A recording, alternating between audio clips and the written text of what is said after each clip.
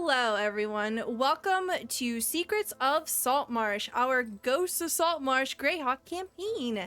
Everyone that you see here on the screen is a Patreon. Thank you so much to all of our Patreons. Because of you, all of our 1-shots, 2-shots, 3-shots marathons are able to be done on this channel. If you're interested in more information on what you can get for being a patron, you can use the link in chat. We also have a YouTube. You'll find all the previous episodes of Secrets of Saltmarsh and our other campaigns over there at youtube.com/thelunatv. If you want to interact with the game, there's a couple of ways that you can do so. You can redeem channel points for free. You can hang out, lurk, shitpost, all of the fun things above to get points that you can redeem for what is called a blessing, or an advantage die or reroll to the player of your choice. Or if you'd like to add an element of fate to the narrative, every $10 guarantees a draw from the deck of many things to the player of your choice. Let's jump right into it. We're gonna go around and reintroduce ourselves and our characters. We'll start off with Igneal. Hello. Hello there, everybody. I'm Igneal. You can find me at Igneal Blazehard on Blue Sky. Tonight I will be playing Astra Deidra, a little Twilight Domain cleric, Shadarkai. Excellent. Thank Blanks. you. I'm just kidding.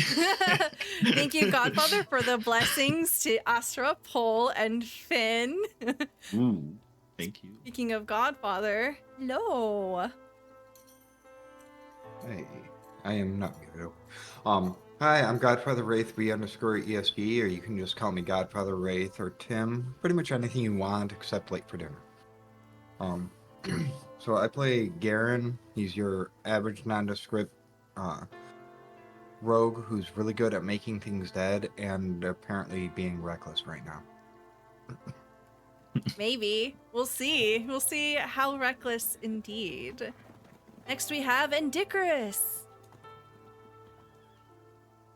Hi, I'm John. I'm also known as Endicarus on the internet at large. And I'm playing Pole of Ammonfort today, as usual, who is a warlock with the patron of the hero deity Heward, which means he's a pacifist. He doesn't kill things. He helps his friends when they're doing it, but he doesn't get too bloody with it. We're in a situation now where there's gonna be some violence, so we'll see what I end up doing. Probably just standing there taking some hits, but who knows? If it gets desperate, I might pull out big guns. Ooh. By guns, I mean pacifist guns. The gun that turns into a shield. Excellent. You can check out Endicarus's itch.io, link there in chat as well. We are going to have an upcoming game here. I'm so excited to tell you all about it pretty soon. So make sure you keep an eye on John's Blue Sky as well as my own. Last but not least, we have Zombie. It can be Lisa's fine. No. Hello. You haven't said that in a while. I got you. Hello. I am Jacob. I'm Zombie. I am Z. I'm just going to have to call me. I'm the lore keeper and Captain Z of the Good Ship Clip. I'll probably do too many clips to have your own discretion. Today I play Finn Coulson, Ranger Researcher, who's, just in here in this room right now, just searching around. Not a care in the world. There's nothing outside that can hurt us, I'm sure. You can find me on Blue Sky at Zombie Fighter 89. If you go there, you'll find a pin notification in there. Is a Google Doc sheet with all the fun stuff that I'm doing. Some new stuff that I'm working on right now, or have been working on right now, is not up there, but I just put it in chat. If you would be so inclined, go follow Looking for a Mom at Blue Sky as well. They have a fun game. It's a 6-week campaign called The Haunting of Hira Shira. I'm probably pronouncing that incorrectly. I'm sorry, Andrew. But I was recently brought on to do some really cool work for them, editing work. So I am really, really happy with that. And on that Blue Sky there, you can see it's actually the latest thing on here. They actually posted one of the things I did on here. And they have a YouTube as well. And on the YouTube, they have... Oh, here we go.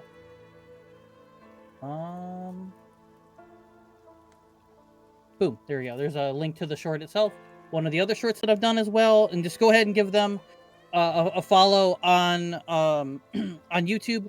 The show is every Thursday live, and all of the VODs will be up on Sunday after the show. So it's a really fun game. I got to sit and watch it a little bit while I was messing around trying to make content for it. It's a really fun crew. I think y'all will like it, and go support some awesome people. Awesome. Thank you very much. We'll jump right into it, and let me just turn this little thing off here. Last time, we began our investigation of Mr. Dory's warehouse.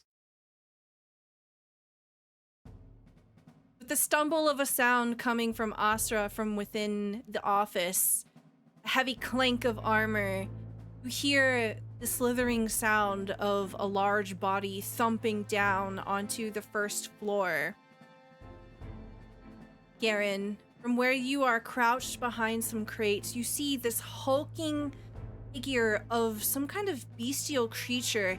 These large wings unfurl from its back, and its large oval head turns towards you. You see a mane of what looks like bristles, maybe thorns. Barbs begin to wriggle around as it turns its massive head side to side, trying to see what might be the source of the noise. They look almost human in the face, if it were not for the massive multi-toothed jaw. You see these serrated rows of teeth like a shark as it opens its mouth. Its nostrils, very human-like nose, begin to flare as it scents the air. We go to combat here. The top of the turn order is Garen. Garen, as you look behind your shoulder, you see that the door to the office has been closed. Very quietly, very slowly. You are all alone. What do you want to do? All right. Garen is actually going to spend his action. He sees this thing sniffing, but he doesn't know if it haunts predominantly by scent. So he's actually going to spend one of his invisibilities. Okay. And because he is very stressed, it is going to be the one from the Hag's Curse. So he actually turns white and then fades away until there's just nothing left of him. The white just dissolves into emptiness. And then he's actually going to try to quietly and carefully climb onto the boxes. Okay. So he can bolt more easily if it starts coming after him. You begin to pick your way over these boxes, and as you do, you can see that there are heavy red letters inked into the sides of these crates that say, "Fragile, handle with care." You get the sense that whatever you are climbing over, it is delicate. But nothing else. It doesn't say caution or anything like that. Just fragile and handle with care. Okay. Well, Garen's trying to be careful. He can't make any promises for the Chimera, but just for good measure, he's also going to spend his bonus action to roll a stealth check. Okay. 22. All right, 22. You feel pretty confident as you sink back against the wall here. You have magical invisibility over you. So, for all intents and purposes, anyone who's in the office, if you look out, you don't know where Garen has gone. It is now the Manticore's turn. Or Manticore, yeah. The Manticore is going to attempt to sniff the air here. Oh, let me not whisper. Stop whispering. 5. It moves a bit closer, and it clearly looks away from you, Garen, as it sniffs the air, unsure of what must be disturbing this area here. Can I get a perception check from Garen? Certainly. His perception is really bad. If I can get back to the character sheet. 22 on perception. Okay, with a 22 on perception, I will say that you hear more footsteps above you. You can see that dust begins to drop down from between the floorboards of the floor above you, and you can see as another manticore drops down. You get the sense that there might be more above. That is it for their turn. It is now your turn. I think for Finn, he's gonna, I think, continue to kind of look around, a little bit, and then, he'll probably end up looking out because he'll look around and notice Garen isn't in here, and he'll look out of the window, and as he looks out the window, he sees that Garen's still not out there. So, when I look out the window, do I see any of these two? So Or is it just... there's only a door, and Astra is currently behind it, so you can't see outside. Oh, okay. And then I guess instead of what I just said, I'll go up to Azra and go, "Do you see Garen out there?" I shake my head no. And then You I see point some? two. There's Two. no two Garens.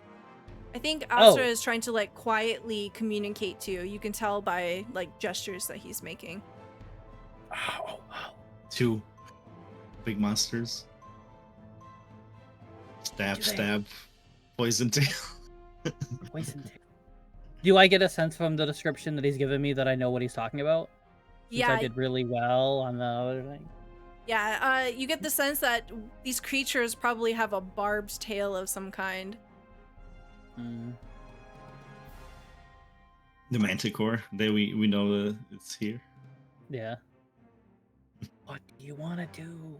What do you want to do? I can silence them in that area, and then we can start killing them one by one. Okay. And then Finn will probably walk Wait for over. me. Okay. Finn will walk over to Pole and just give him all the info that I was just given. Do you also do the hand gestures, Finn, or are you just whispering? I'll be like, I'll do the thing where I'll like tap your shoulder and I'll like give you the motion, like give me your ear, and then I'll just like whisper it in your ear what's all going on. Gotcha. Finn doesn't do the hand signal. Okay. Really well. Anything else for your turn, Finn? Considering I don't think we're moving out of here, no. Astra, it is your turn. All right. Wish me luck. As I begin to open the door. 10, 15, 20, 25, 30. And you see me begin to melt into my shadow and teleport between these two fellas. Ooh, okay. And as I show up translucent in shadowy, as I use the Blessing of the Raven Queen, I'm resistant to all damage for until my next turn. And Ooh. then you see the light around me begins to darken a little bit. And these like small bones of dampening darkness that absorb all sound are just kind of floating around it, and I cast silence on us. 20-foot radius. Okay. 20-foot radius. So we don't make any noise while we murder hobo these manticores.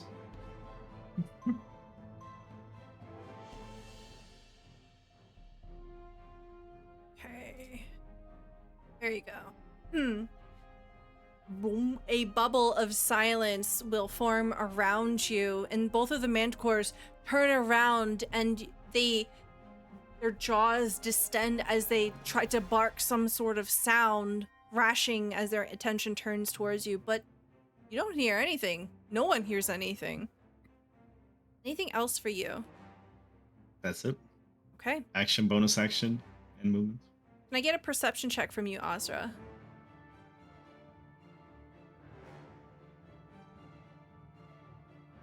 Oh. Nice. You hear that's a natural 20 into a 29. You hear the thumping of something heavy. I guess you get the sense that whatever it is, it must be upright on 2 feet.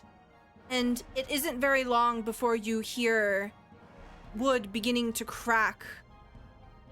Things begin to move above you. It seems like these 2 manticores are not alone. There are things up ahead. Pole, it is now your turn. All right. Well, Pole is going to get out there.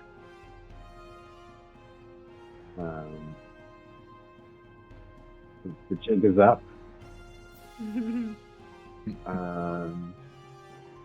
So this that's 10, 20, 30.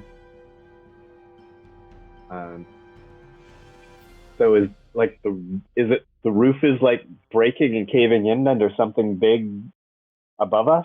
Is that the idea? Go ahead and roll a perception check.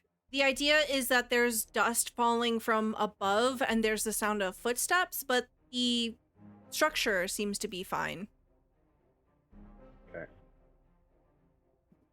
Okay, with a 19, you get the sense that there's maybe one more manticore up above, but there's also something else. All right. For this turn, then, I think Paul is just going to cast a Blade Ward on himself. Okay. Stay where he is. Very good. Your Blade Ward comes up. Garen, it is now your turn. All right. So Garen feels a little bit better now that he's not alone out here with both of them. So he is going to take a shot at number 1 Manticore. Okay. With his short bow. And because he is invisible, if it hits, it crits. Very good. This is a 15 hit. 15 does hit. Armor class is 14 on these guys. All right. He's going to re-roll one of those ones.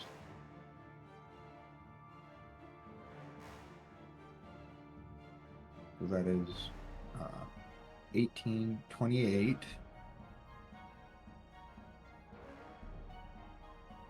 Yes. And then double that minus 6. So I need a calculator. Yeah, I was like, If you decide to crit, you gotta do the math. I'm not gonna do it for you. Sorry, I'm bad at math. Right. So 50 damage. Jesus Christ. Okay. Oh my god. You said on number 1? Yes, on number 1. Okay. As this arrow hits this creature, I'll go ahead and say it lodges right into one of its eyes. You see that these golden orbs, one of them just squishes like a tomato, and there would be a mighty roar, but you hear nothing as it begins to flail around in great pain. This has done some grievous damage to this creature. Anything else for you?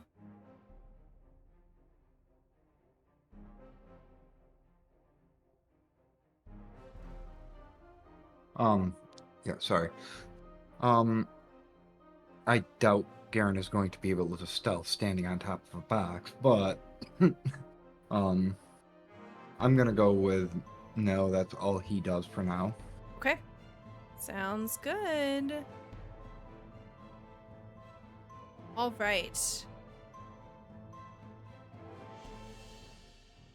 Okay, the Manticore's turn now. This creature is going to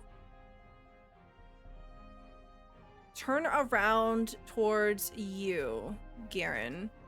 It is going to try to lodge hail spikes at you.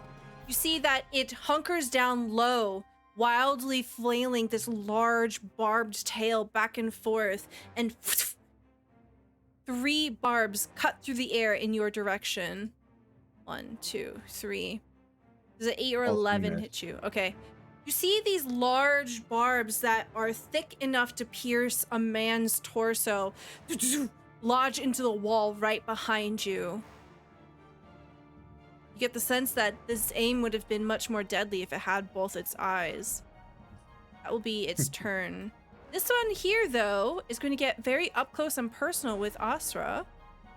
It has a multi-attack. It's going to try to bite you and then hit you with its claws. 17, 8, and 24. Last one hits. Okay, you take 8 slashing damage. Its massive mouth comes down, trying to get your shoulder. You dive out of the way. Its claw comes up. You dive out of the way. And as you dive out of the way of that one, the second one follows up and it hits you in the back. Reduced to 4 because I'm resistant to all damage. Very good. Until the beginning of my next turn. That is going to be the end of its turn. It's actually going to move here as it's fighting you. Then you see a third Saving throw? one. Oh no, the concentration. Sorry. Oh, yes. You see a third one drop down. You are expecting it. It sees you and it's going to try to hit you. A bite, 11, 16, and a 24. Last one hits. In a similar fashion, there's a bite that you dodge, a claw that you dodge, and you take 4 slashing damage here as it bounces off of your armor and your magical presence here. Okay. That's their turn. Finn. Alright, so Finn's starting to see that we're all kind of just exiting the place. So, 20, 25. I think I've got 30 or 30. Oops, wrong one. 35. There's not much I can really do. So I'm gonna move probably right next to kind of where Pole is. Okay. And then what is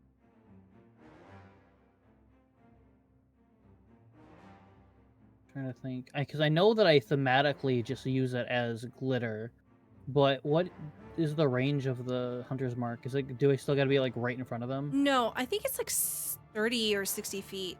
Hunter's Mark is pretty far. Let me pull it up. I was trying to find it in my list, and so for some reason I cannot find it. Hunter's Mark. Hunter's Mark. It is 90 feet. Oh, cool. All right. Yeah. So then, like, out of nowhere, we'll go ahead and we'll say that the one's the closest. So Finn will just aim, and in its face, it just finds this, like, purple glitter out of nowhere. Yeah. Just so I can do something. Yeah, you see the glitter hitting its one good eye, and it's sort of snuffling in the air here. Ooh, Distracted. can I theme this a little bit? Yeah, go ahead. Okay, so right as, like, the arrow comes in and, like, pops, like, the eye of the grape, the thing is silently roaring, "Oh man, this sucks." And then as it turns to look over, just glitter in the other eye. And they're like, "Oh, what the hell, this sucks." And they're just like screaming. Yeah, silently screaming. No one can hear it. Anything else for you? I think that's all I can do. Okay, Asra, it is your turn. I'm gonna take the dodge action and pass. Okay. Dodging. Bonus action. I middle finger the Manticross to draw aggro. They look angry. Because I cannot speak. Yeah. Okay, roll me an intimidation check. It's gotta go so well. Let's see. A 4. Yeah, strong 4. I love it. All right. You hear a creaking as something begins to move. I'm gonna ping on the map, but you hear this noise above you. Okay. So you hear noise almost directly above Astra, and then moves below. It begins to move around, and then it moves over to this side here. Did you see those pings? Mm-hmm. Okay, great. From the shadow above.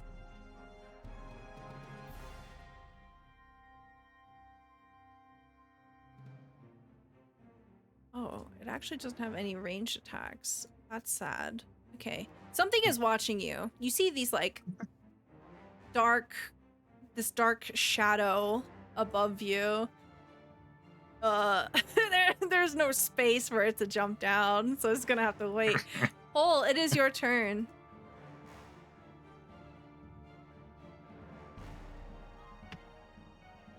All right. So I'm not sure I got the ping. Where was the shadow? It's like over There, here. okay. Yeah, but it's up on the second floor. So I'll just draw Okay. a little X here, but or a little up arrow. But it's gonna be on the floor above you. Okay. So, how high is the ceiling? Is it like 10 feet from the floor, or It's pretty high really up. high? Or... It's let me get the number exactly. I'm pretty sure it's like 30 feet up. And are these manticores like on the ground level, or are they flying, hovering? They're currently above on the it, you know? ground. Okay. In that case, I think. Yeah, it's like a 30-foot climb to the next floor. You also see stairwells in the corners of the room. Up here, down here. Right.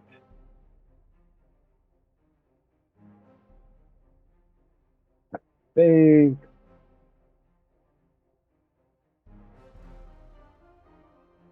Sure, I'll do it. The pole is going to. I was going to wait for that thing to come down, but I don't know if he's coming. I'll just get these two. And I'm going to cast Confusion Ooh, okay. on all three of them. So because they're taller than Igneal, I'm going to do it above his head Okay. Yes. and get all three of those guys. Okay. 10-foot radius sphere. Wisdom saving throw. All right. These are the wisdom saving throws. I'll do them in order 1, 2, 3. 1, 2, 3. They all fail. Hmm. Oh. Okay, That's so big. this is the one where I have to roll a d10. Yeah. Okay. Yeah. What does this look like as you're casting the spell? Oh, this it looks like a fun house. They everything around them starts to shimmer and wave like a funhouse mirror.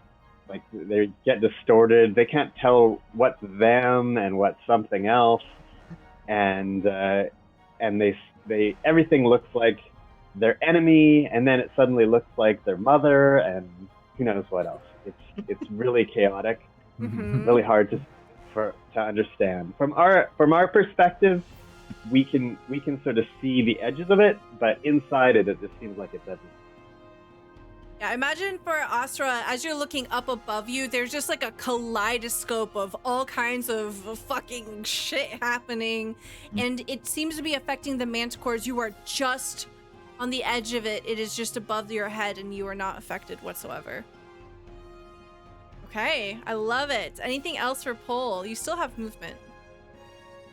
Yeah, but I know that this is a concentration spell, so I'm gonna sort of stay behind and not get hit by anything if I can. Excellent. Gonna take cover behind boxes. Okay, you duck behind them. Garen, it is your turn. Right. Is it just the boxes Garen is on that say Fragile Stellar, or can he tell if it's on all of them? Roll me perception. Okay.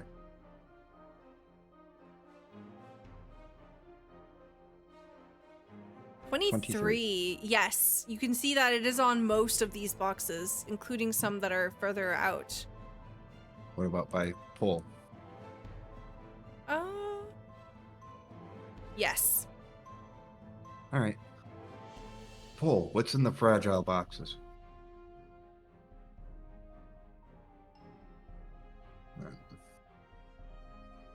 Garen. I'll take a look at my next turn. Kind of what I was thinking. If you're trying to avoid combat or getting into the fray, there's Yeah. still something you might be able to do. You see Pole turning towards them. And can Garen still take a attack action after? Yeah, that's fine. Perception? Cool. So he's gonna take another shot at the Manticore, number 1. Okay. All right. What does this look like? As it's like swiping at its eye, trying to get the glitter out, it finally probably looks back up at Garen because he's the only one that's done anything to it, as he drops the arrow right into its other eye. There isn't even a whisper of a sound as the body thuds onto the ground and begins to twitch and then stop moving. It is slain. Anything else for you?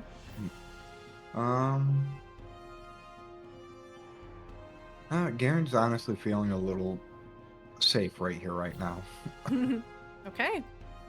It's the Manticore's turn. Yay, I get to play a little mini game by myself. I'll roll a 1d10. This will be for number 2. I rolled a 7, which means it takes an action to make a melee attack against a random creature within reach. Okay? 1 will be Astra, 2 will be the other Manticore.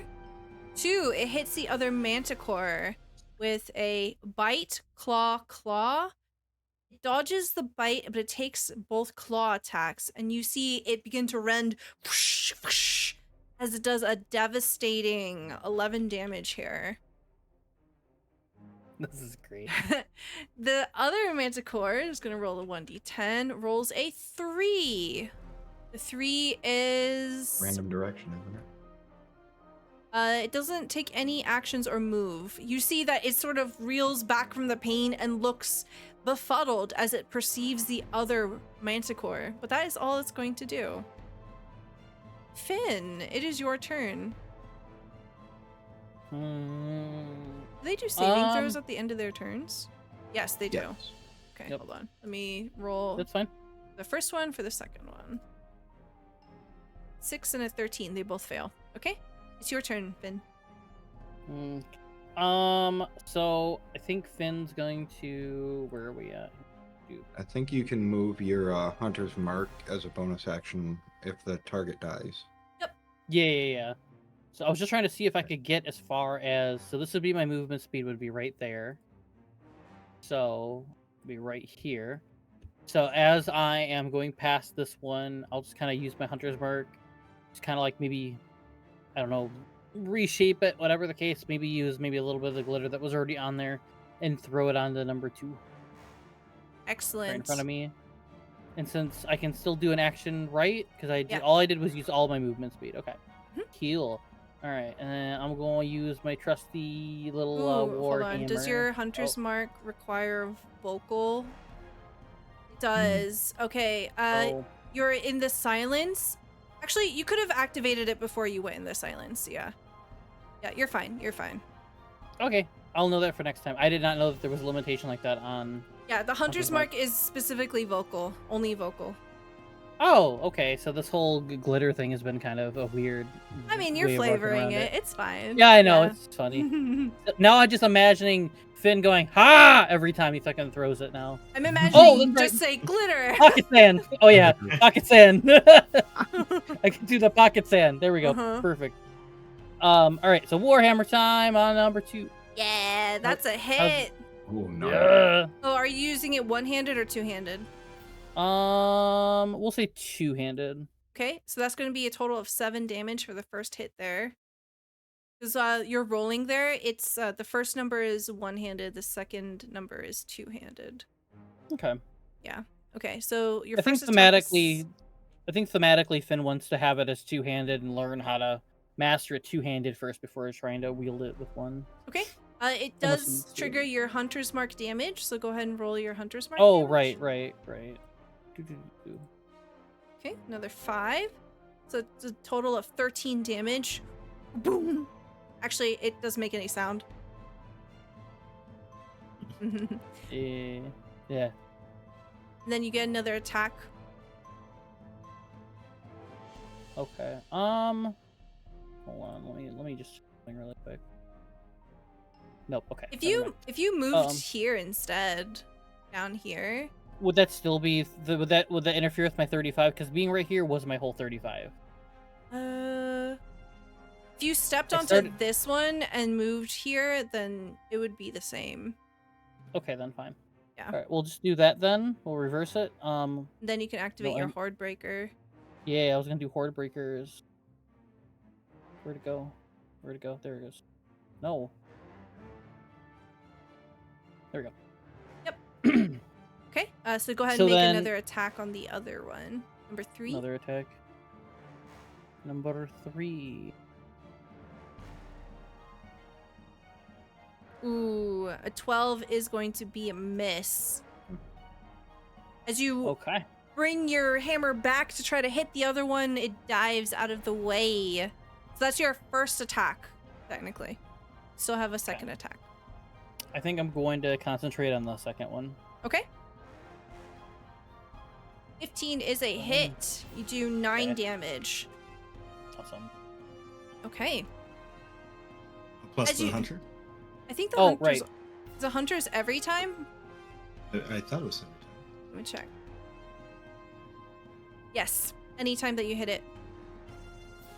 So another hunter's mark. Another additional 4. Very good. Yay. Yeah, you're basically like trying to ping pong between the two of them. You hit the first one, you miss the second one, you hit the first one again. Trying to balance. My first time doing Horde Breaker with the Warhammers, I'm trying to get used to the balance of swinging it back, and I didn't get enough mustard on that that swing back, so I got to get better at that. Yeah, I got to swing from the hips. Swing from the hips. Excellent. Astra, it is your turn. You see Finn just fly in through here and start swinging his hammer around. All right, I'm a join Finn. We're doing some swinging. How loud have? Well, I can't hear. I was gonna say, how loud has the party been technically? I don't think you'd know. Yeah, no, because it's still in silence. Mm-hmm. You know what? Let's try this.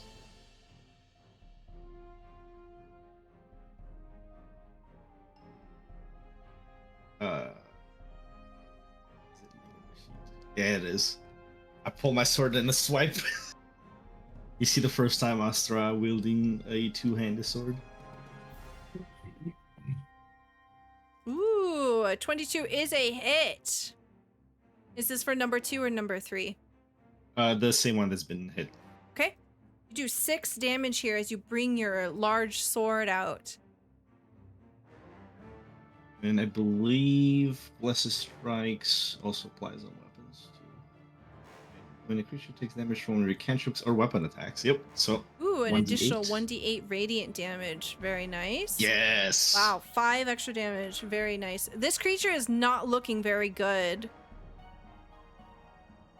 So what does this look like?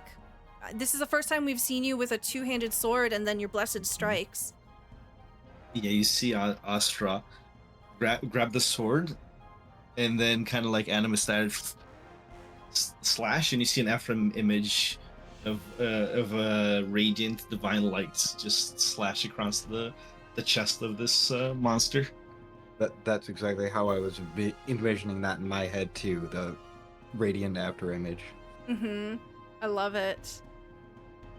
Anything else for you? That's it. Okay.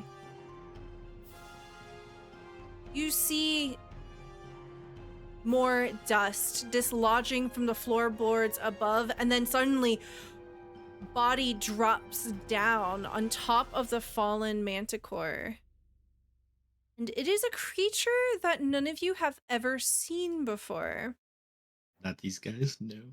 It looks like an overgrown lizard. It has this large, almost frog-like face with these fangs that extend up from its lower distended jaw.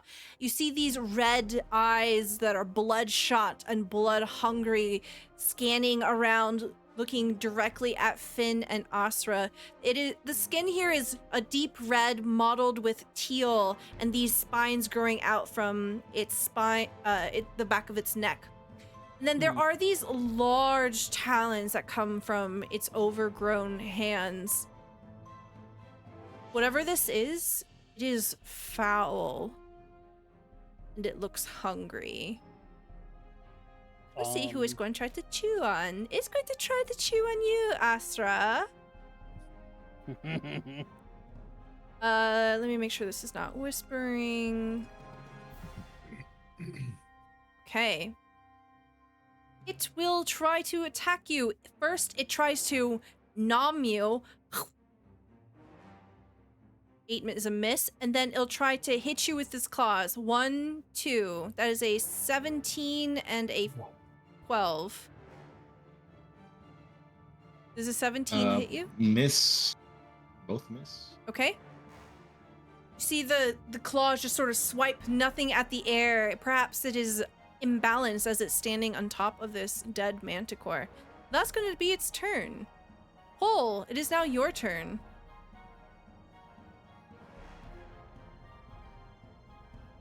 We're standing in front of this box. Yeah, I'm just gonna crack open the lid of a box and see what's inside. Okay.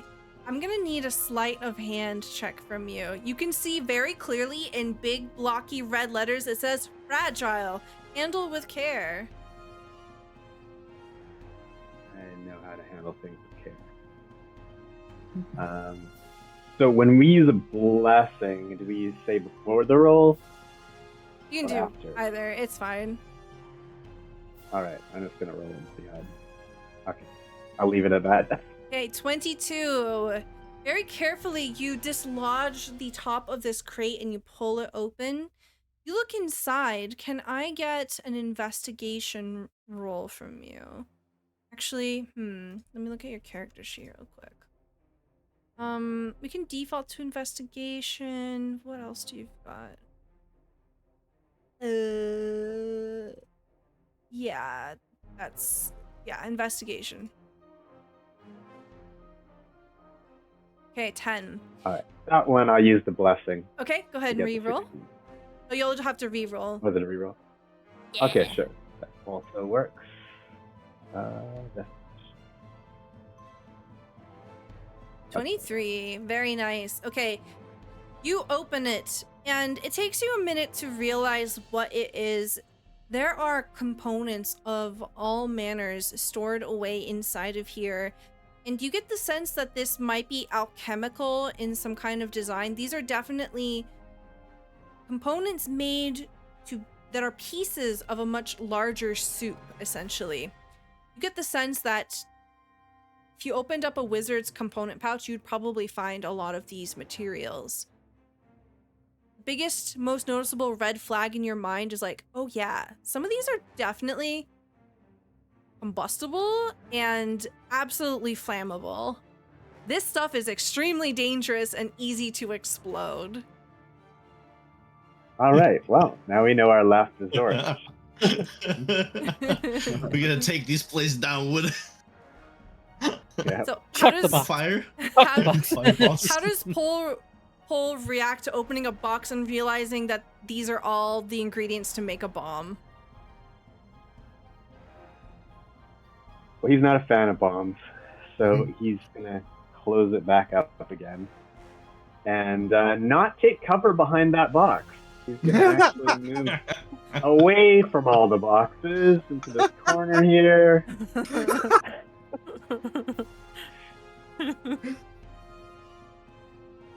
That's just I love called that they keep survival concentrating. instinct. Yeah. All right. Sounds good. Garen, it's your turn. You see Pole open the box, look inside, close it, and just walk away.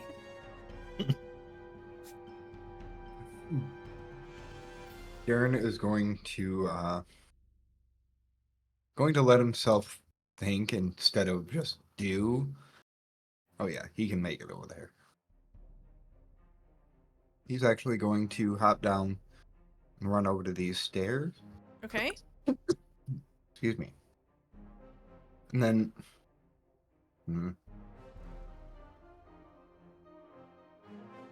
He's unsure of which target is higher priority. The big-ass lizard or the manticores.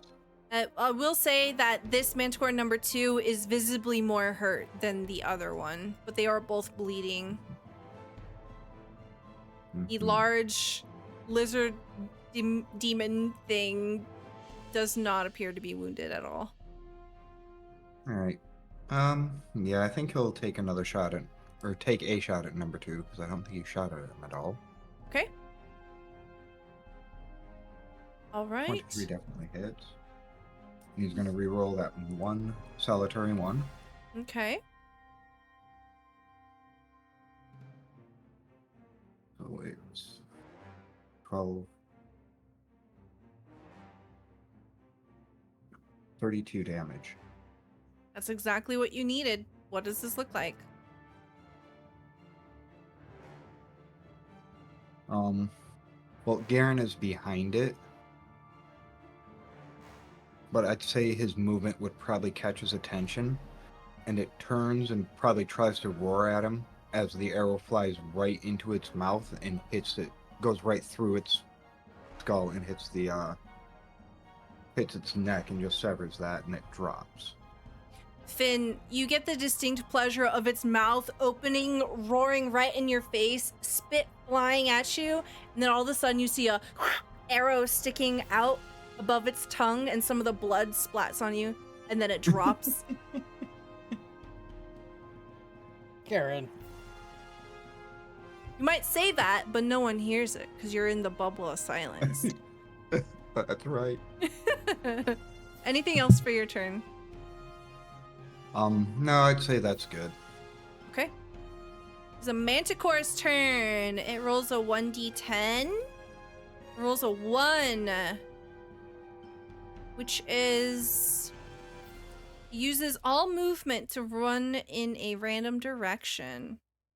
I'll say north is 1. 2. So it begins to run northeast. So as it moves out of the way, this will allow an attack of opportunity for both Finn and Asra if you want to take it. Absolutely. Definitely. Hi. 13 is going to be a miss, unfortunately. Ow. And 23 is a hit. Astra, go ahead and roll damage. And let me double check my strikes if I can do it. It said once per turn, I think. Beginning of your turn, it said. Yeah. Until the start of your next turn. Yeah. Yep. So it takes 6 slashing damage as it runs away from Astra, and it begins to throw itself at this wall here. Confused. Unsure. Finn, it is now your turn. Decisions.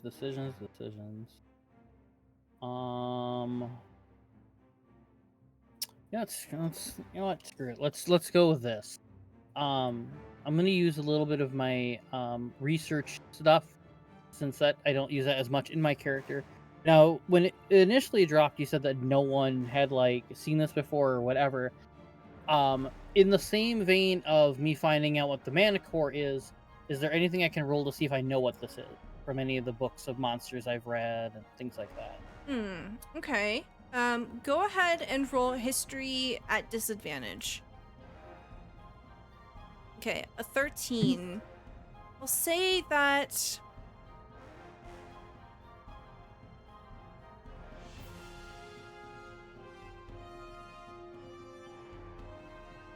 you get the sense that this is something that's not of this world. I'll give you that much. But Okay.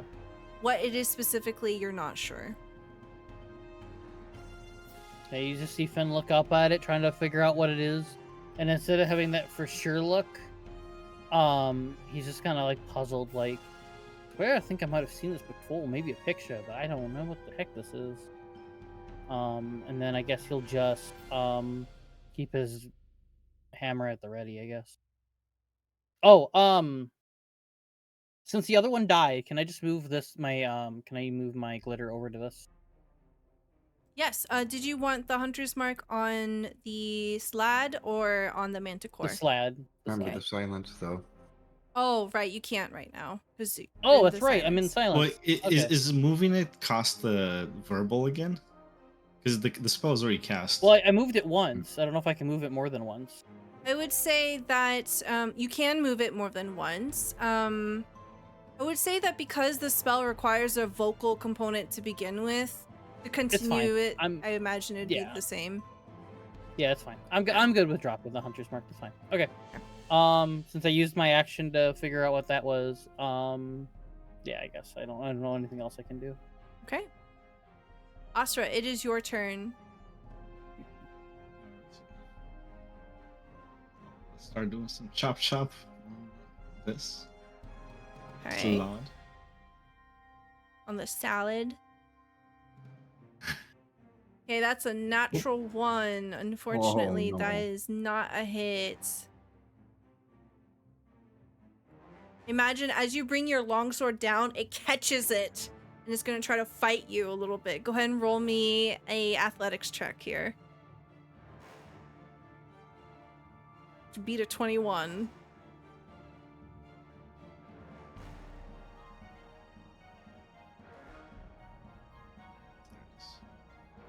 A 20. You have a reroll. Do you have a reroll? You have a reroll. No, not with a +2. I would need a 19 or a You 20. never know. You never know. It's okay. I have spells after. Okay. I'm gonna say that it doesn't wrench it out of your hand, but it is essentially holding onto it. So if you want to use this sword again, the next time you attack with it will be at disadvantage. And then I'm gonna just reposition as I'm like wrestling with it. Yeah. Oh, it doesn't make any noise. Yeah. Yep. Okay. Anything else for you? That's it. Okay. It's now its turn. It's going to... Okay. Does it let go to use its claws, or does it keep going, holding on my? So I'll say that what it's going to do is it's going to keep holding on to it, right? And it's going to give it advantage on one claw attack. So this claw attack will be advantage. 16. Nope. Shield block. The claw bounces off and then it tries to go in for a bite. 10. Nope. Jeez, these rolls. Oh my god. Okay, We like them. that's gonna be its turn. I haven't hurt you guys at all yet. Pull. You are safely in the corner. What would you like to do? Away from the boss. Yeah, Paul doesn't think this thing comes from here.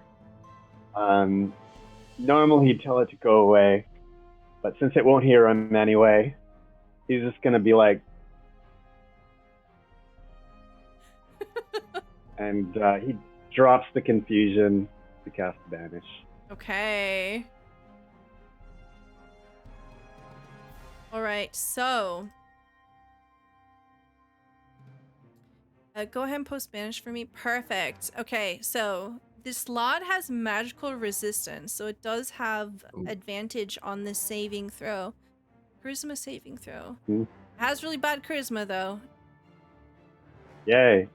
Okay. Rolled a 17. Not enough. Bye-bye, Mr. Sladmouth. What does this look like?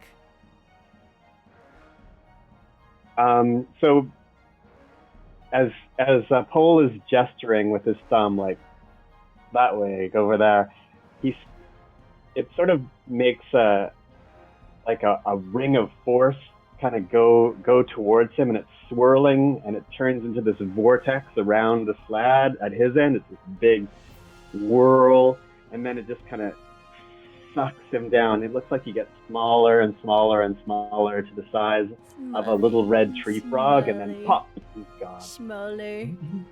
And then boop.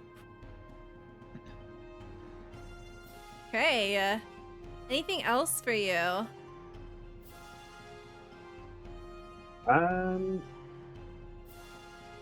Yeah. He doesn't have to concentrate on anything now. He's gonna move up. There. Okay. That's it. Garen, it is your turn. You see just the new. Whoop. It's gone now. Whatever it was, whatever the fuck that was, is gone now. Yeah. Takes Garen's indecision out of the way for him. He's going to shoot at number 3. Okay. You have to beat a 14, which is super easy for you. Oh, you rolled a 14. Right at. And none of them were 1, so no re-rolling. Okay, so that's 28 damage. Yeah. Oh wait, no. You don't get sneak attack here. It's not next to Oh, anybody. no one's adjacent. Yep. Okay, So so that's just 12. damage. Yep. Okay. Yeah, because I didn't declare steady aim. Mm-hmm. Okay, you see this arrow go right into the side of it. It roars. Its head is in the silence. Its butt is not. You don't hear the roar. You just hear the flapping of its wings. All right, and Garen is going to run up the stairs. Okay, I'm gonna move you to the upstairs. Where's my little tool reveal area? Okay, Garen, you are now up here. And You run up the that's- stairs. This area Yeah. appears Oh to be... no. It appears to be long-term storage. You can see that there are many crates of various kinds here. There are cobwebs in the corners of the room that indicate that these things have not been touched in some time. You see that there's a great sheen of dust everywhere here, other than what appears to be the movements of where the manticores and the slod were essentially hanging out. You can see the movements in the dust that indicate where they must have prowled and dropped down. Other than that, you just see that there is a stair that leads further up. All right.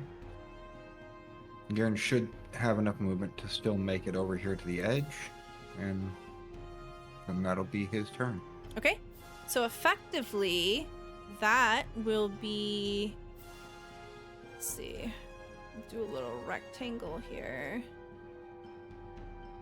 That's gonna be this area here. So when you look down in the hole, that's what you see. Okay, All right. it's the Manticore's turn. Perfect sniping area. Yeah. Uh-huh. Okay, the Manticore Exactly. will wheel around looking over at the two of you and at Astra.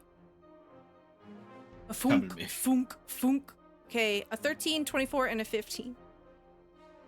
That 24 hits. Okay, you take 8 piercing damage as one Or- of the Or does it? Ooh. Nice. Fighting style, interception. When a creature you see hits another target other than you within 5 feet, you can use your reaction to make the target reduce the damage it takes by 1d10 plus your proficiency bonus. Must be wielding a shield or a simple martial weapon to use this reaction. Okay, perfect. Go ahead and roll me a 1d10, please. Okay, Ah! you Nice. completely Nice. block it. Finn, describe to me what it looks like when you bring up your warhammer and none of these 3 barbs hit Astra. So he sees it like get unconfused, and he's like, he is bracing because he knows this thing's gonna come after him, right? Because he tried to hit him in the face and missed, so he's like, he's gonna try and come after me. When I notice he goes after Astra, I think I'm already so ready that when I see the claw out of my hand or the maul or whatever it is going to attack with it, I just bring up my hammer and just nail it right in the face, so it like moves it over. So that instead of the claw hooks onto maybe the hammer and then gets hit with it and shoves it back. Oh, I'm so sorry. They are tail spikes. This is a ranged attack. This thing that's... Oh, These are dead bodies. I just made it Well, no, faded. right. I meant this one right here. I didn't know. Well, how did It's a ranged attack, a spike flying through the air. Oh, I'm sorry. Then yeah, I just block the tail then with the hammer. Mhm. I just kind of whack it away. I'm sorry. Okay. Yeah. No. It's totally fine. Yeah. You see the creature reeling as you block this attack, and it's going to begin to move. It's going to try to fly up, actually. So it'll get to about here, and then fly up. So it is now in front of Garen in midair. Oh no, disadvantage on Garen. Let's see. So that was 10 feet. So it's 20 feet up in the air. Okay, Finn, it is now your turn. You see it 20 feet up in the air. I'll put this dead body to kind of indicate where it is. Okay.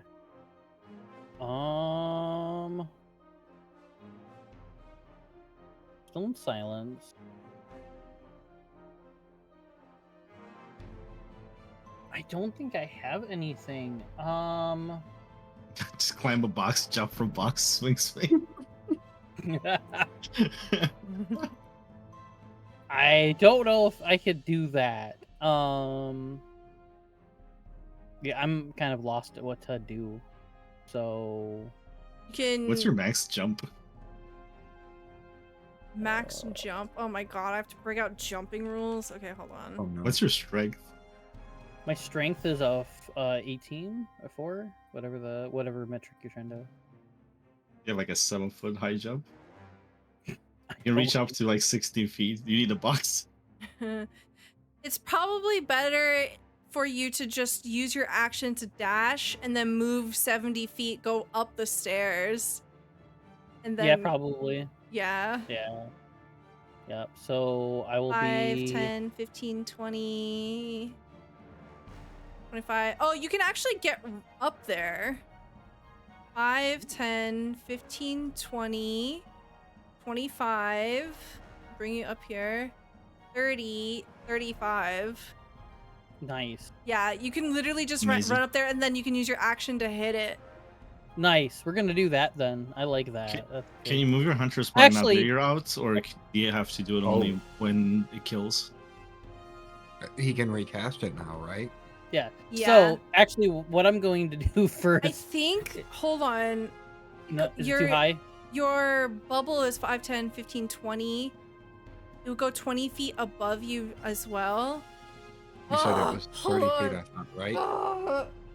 How Can he tall- technically not do it from what's it called, from the stairs? Like as he's running. Oh, yes. Yeah, like when you get here, you stop, Oh, yeah. go glitter, and then you can keep Glitter. going. Fucking Yeah. sad. Yeah, sure. That's fine. Yeah. All right. So I do that, and This- as it's The reason why is because Astra's silence, it's a sphere, right? So it goes up through Yeah. the floor too. Mm. But that's oh, okay. How That's, high yeah, I did you say the figured. ceiling was? 5, 10, 15, 20. It goes 20 feet up. So the floor is like Mm. 30 feet. Okay, no, you're good. Okay. You're good. You're good. So the two of you are not in silence where you are. Okay, so then I will just yell glitter and throw it in its face, so it's like blinded, and it's like, oh my god! And then I'm gonna try and hit with my warhammer. Okay. Is it We'll blinded? catch it. 23 We'll is a catch it. hit. Nice. Okay. Mhm. Are you doing it two-handed still? Yeah. Okay, so that's going to be 15 damage as you bonk it. Bonk. That's your first Bonk. attack. Okay. And then I will try to once again bonk it. Okay. Oh, Oh. Oh, 24. Oh. That was almost a natural Oh, no. 20. Okay. Yeah. 24, but you still do 7 damage. don't you get Hunter's Mark again? Yes. Oh, do I do- Hunter's yeah, mark yeah. again. Yeah. Yes. Another 3. three. So it's 10 damage total. You're doing a pretty decent damage Nice. to it. That's That 25 hammer's been damage. so good for you. Bonk. Yeah. Bonk. All right, that's a monster of a turn.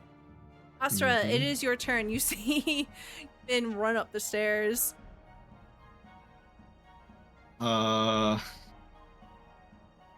This is stupid. Can I object interaction this box? What? Can I just actually? I could probably be able to do this. No. Can I drag one of these boxes Okay. to climb, like object interaction, climb it, and then jump and slash? I have an 18 strength. I'm sorry, no, I don't have an 18 strength. I have a 15 strength.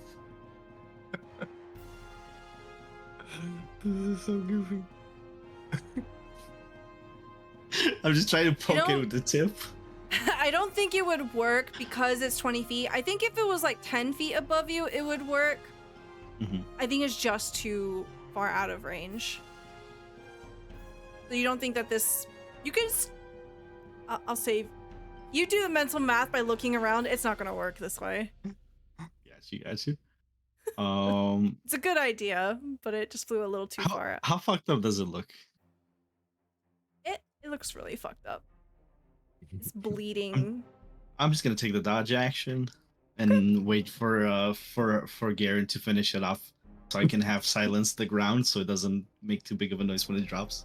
Okay, yeah, that's super smart. All right, Pole, it is your turn. All right, Pole is going to head to the stairs. So go 10, 20, 30, 10, 20. Get upstairs. Dash action. Okay. That's it. All right. Garen, it's your turn. Oh, excuse me. All right, So it's Garen like is 10 going to take another shot. Okay. 10 feet below him. Yep. Yep. Ooh, Okay, oof, that's a 15 hit. Barely. Ooh, okay. It's still not sneak attack. Takes 13 damage here. Oh, is Finn non-melee? No. Nope. It's 10 feet below us. Yeah. Okay. You shoot it in one of its wings and it begins to flutter down. It is imbalanced. Anything else for you? I think Garen will actually move over this way, Okay. trying to make certain there's distance in case it writes its upward movement and gets up here. Okay. I gotta remember to declare that steady aim before firing. You see it begins to fly up to the 3rd floor. What?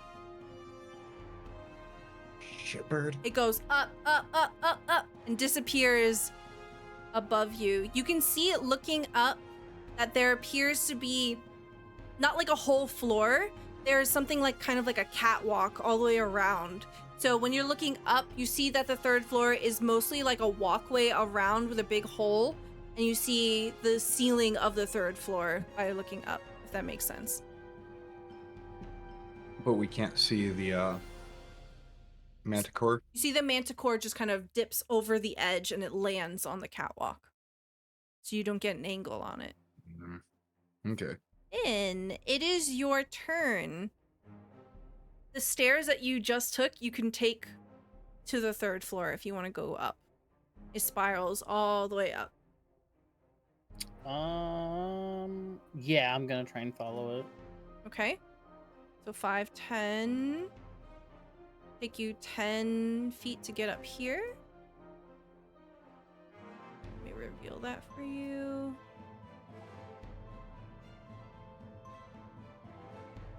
Oh, okay, over here. Okay.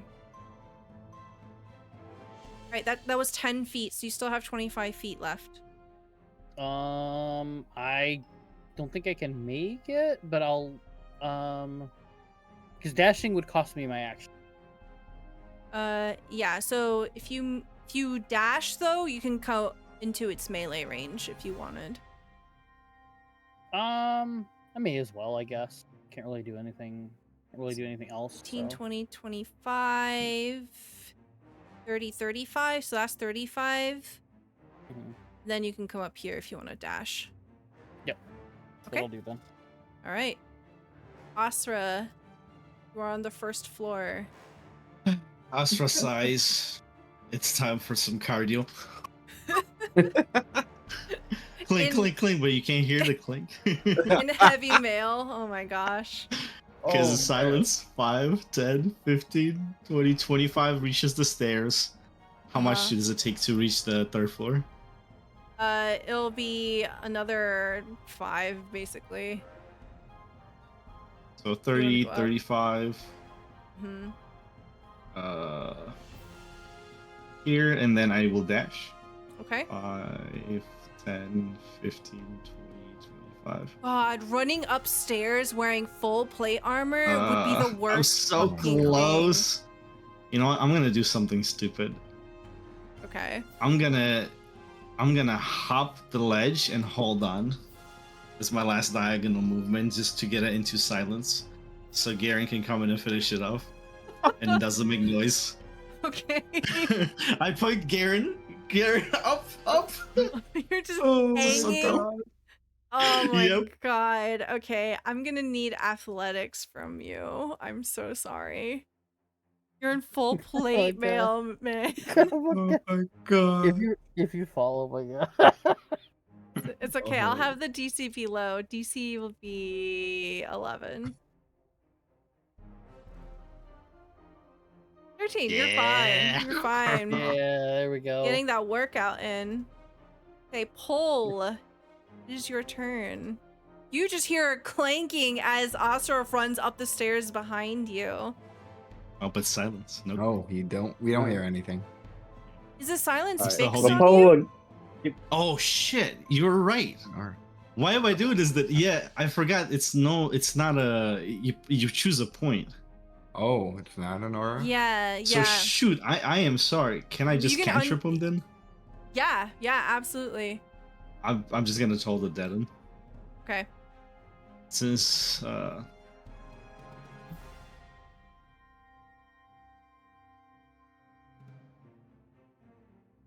Pull the Dead is a wisdom save, right? Yep. Okay. Had 1 HP. Oh my it's God. just for plus 1d8. It's dead. Good, because I rolled absolutely doo-doo of that. It's dead. 2d12 plus 1d8, 5 damage. If Finn could have fit on it, he would have Clink. finished it off. I'm just catching my breath. Clink, clink, clink. Okay. Garen will He hears the clink of the dead. Garen will make his way up there. Okay. Damn, this song is so menacing. Okay. So, with the last of the manticores fallen, there is an eerie quiet that settles over you. You see that there's no sign of whatever the fuck that was that Pole banished. It hasn't come back. You get the sense it's not coming back. You look around. There doesn't seem to be any more activity in the warehouse. You are on the 3rd and highest floor of this building. You do see that there is a door that leads outside. Other than that, Can I ascertain about like our current level if that is where it reaches to the roof in that guard shack with that monster? yes, I will Or if go. there's probably more floors. I will go ahead and reveal what this looks like to you because you remember what this looks like.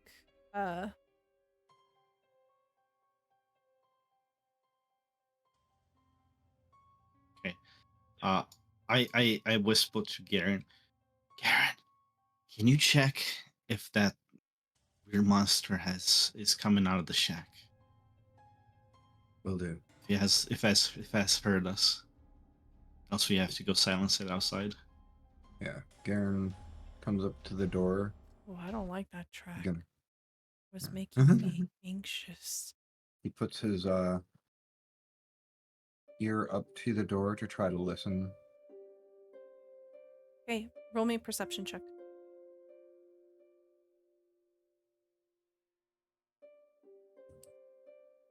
16. Only 16. 16, you put your ear up against the door. The door is cold. You don't hear anything on the other side.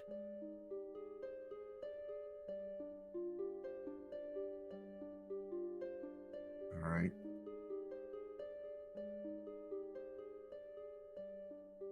Garen will give a thumbs up and then check for traps. Okay, go ahead and roll me perception. Perfect. 30. There we go. It is not locked and it is not trapped. All right, Garen's gonna wave everyone over, and once they get near, he'll carefully open it and peek through.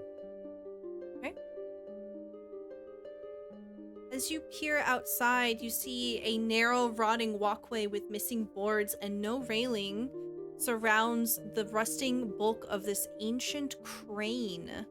You see the hull of a ship dangling from the crane's arm, 50 feet above the broad mud pool below. A wooden trough connects the ships to the nearby water, and a crude bridge suspended between the crane and the ship's deck promises a treacherous climb. You see steam rising from the hulk, and rivulets of water spill out from between the planks of the hull, raining down to the mud below.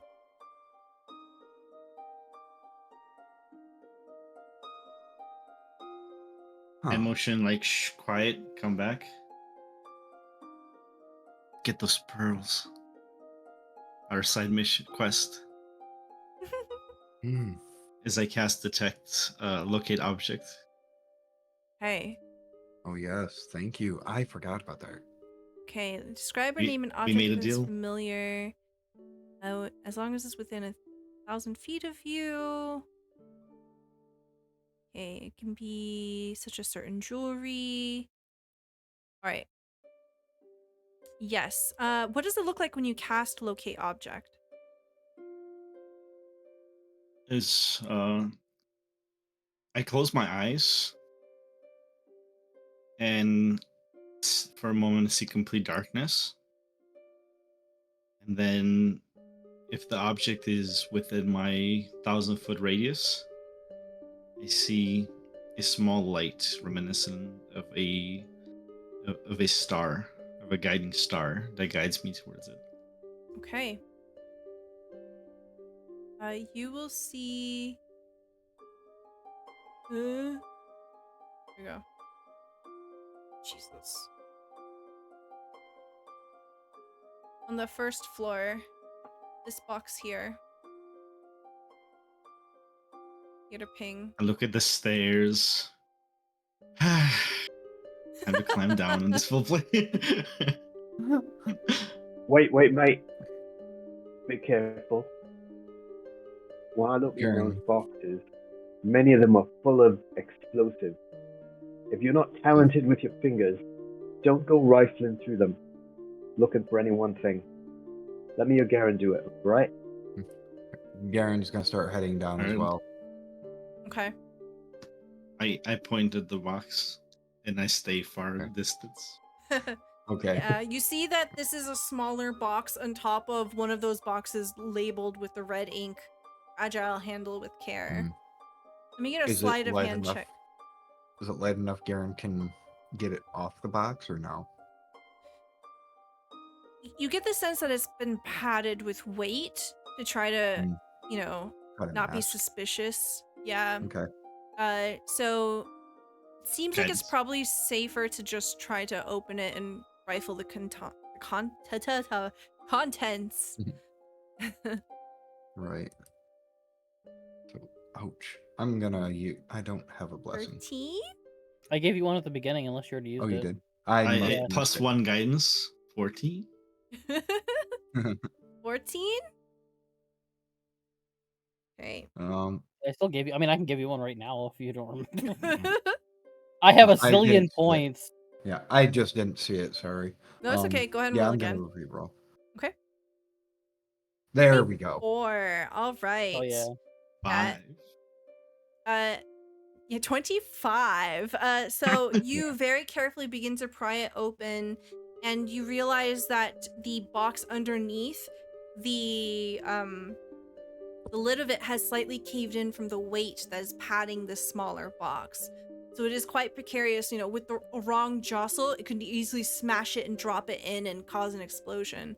But you don't. With a feather light hand, you rifle inside and begin to pull out fistfuls of pearls. You pull out 1,000 gold worth of pearls. Right. And once Garen's confident he's gotten all of them, he will try to position the remainder of the box so that it's no longer weighing as heavily on the box he's standing on, and then he will climb down. Okay. Yeah, you do so. Give a thumbs up and head back up.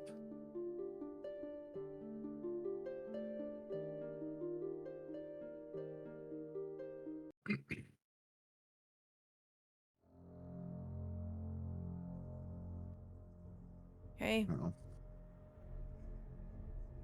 Door in front of you. Is it open or is it closed? Garen had cracked it, but then closed it again once Astra waved or showed him off. Oh, there's full. Okay. The door does nothing. It is closed. Yeah. Garen's gonna wave Finn over.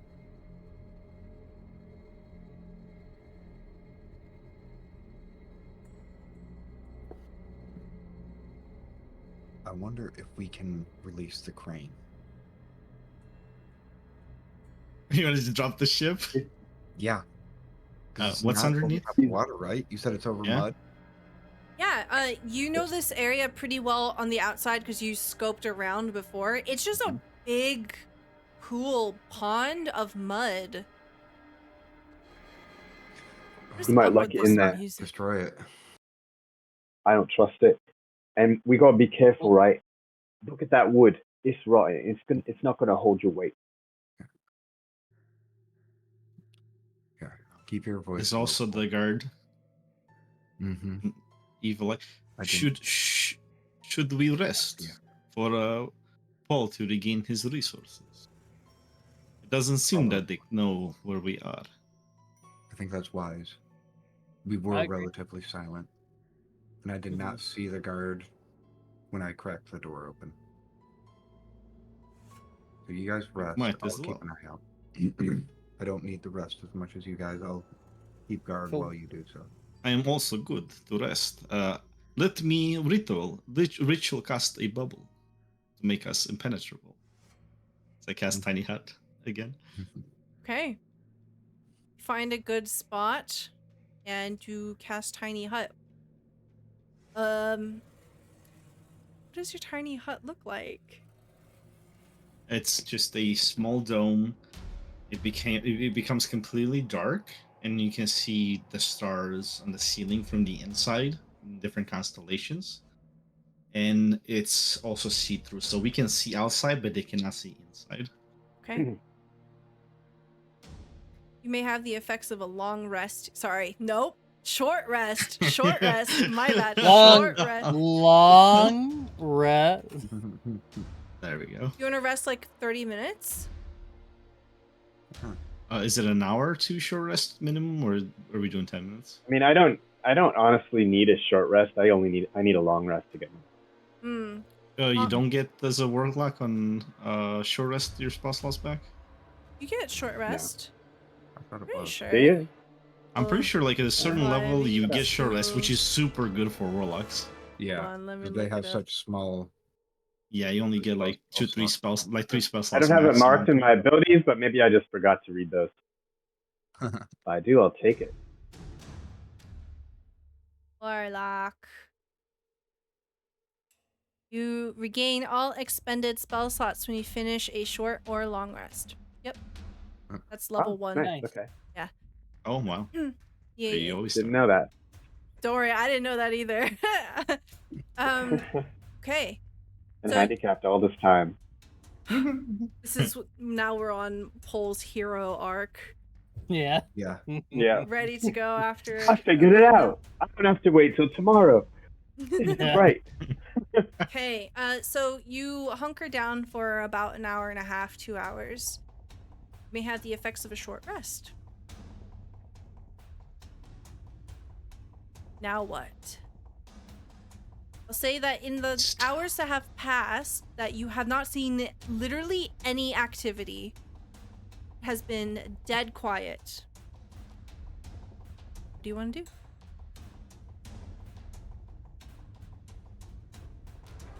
Well, we've cleared this warehouse, except for looking through every single box, which I don't think we need to do.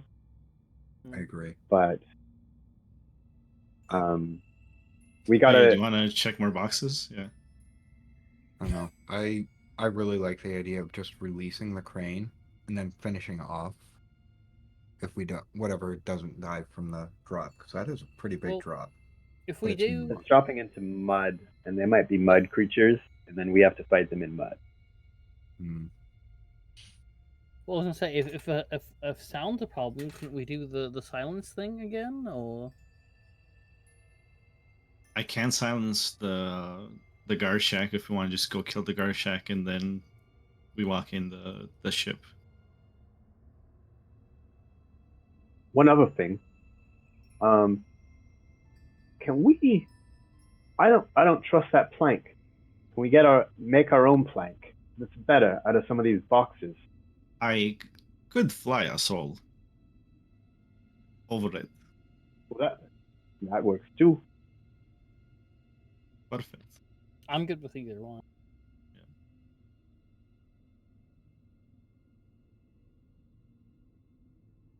So do we wish to slay that beast in the guard shack?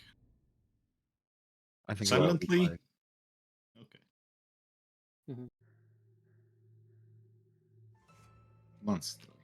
Well, I could also it's only one of it. I could polymorph it into a cockroach, and then we just bring it out, kill it down Ooh. in the warehouse. Or could you banish it as well? Well, if it might not be permanent banishment, and it's polymorph's better because then you can move it somewhere else. Fair enough. It's only permanent if the thing comes from some other place. If it's an inhabitant of our world, then it's just going to be going for a little while. Yeah. I don't remember from my descriptions to the party. Did anybody figure out that it's like if it's an outsider or not? You were unable to tell. Like I know for sure I failed the knowledge check. Mm-hmm. I think it was pretty inconclusive unless you get a closer look. That was a scum, right? Yeah. Not like Okay. So are we silent? Russian stealth in this? I guess technically it's real stealth. Or suppose, if we Oh, yeah, start, I mean, yeah, I can just stealth in myself without the silence. Pretty good at it. And then do the polymorph, bring it out, then save your silence for when we take it downstairs and have the fight. Okay. But be ready if the polymorph don't work, then be ready to make the silence happen. Or we could just fight it here. Between Garen, me, and Finn over here, we can beat the shit out of it. Unless there's a lot of them. The guard shack That's looks the thing. pretty small. There can't be that many of them in there. Yeah, the main thing I'm worried about is it's a guard shack, so it might have the means to raise an alarm or something. Fair enough. All it takes is a rope with a bell somewhere else that's outside of your silence, and we got nothing. True. But won't we raise hell once we get to the ship anyway? Oh yeah, but we'll raise it from stealth. Alright.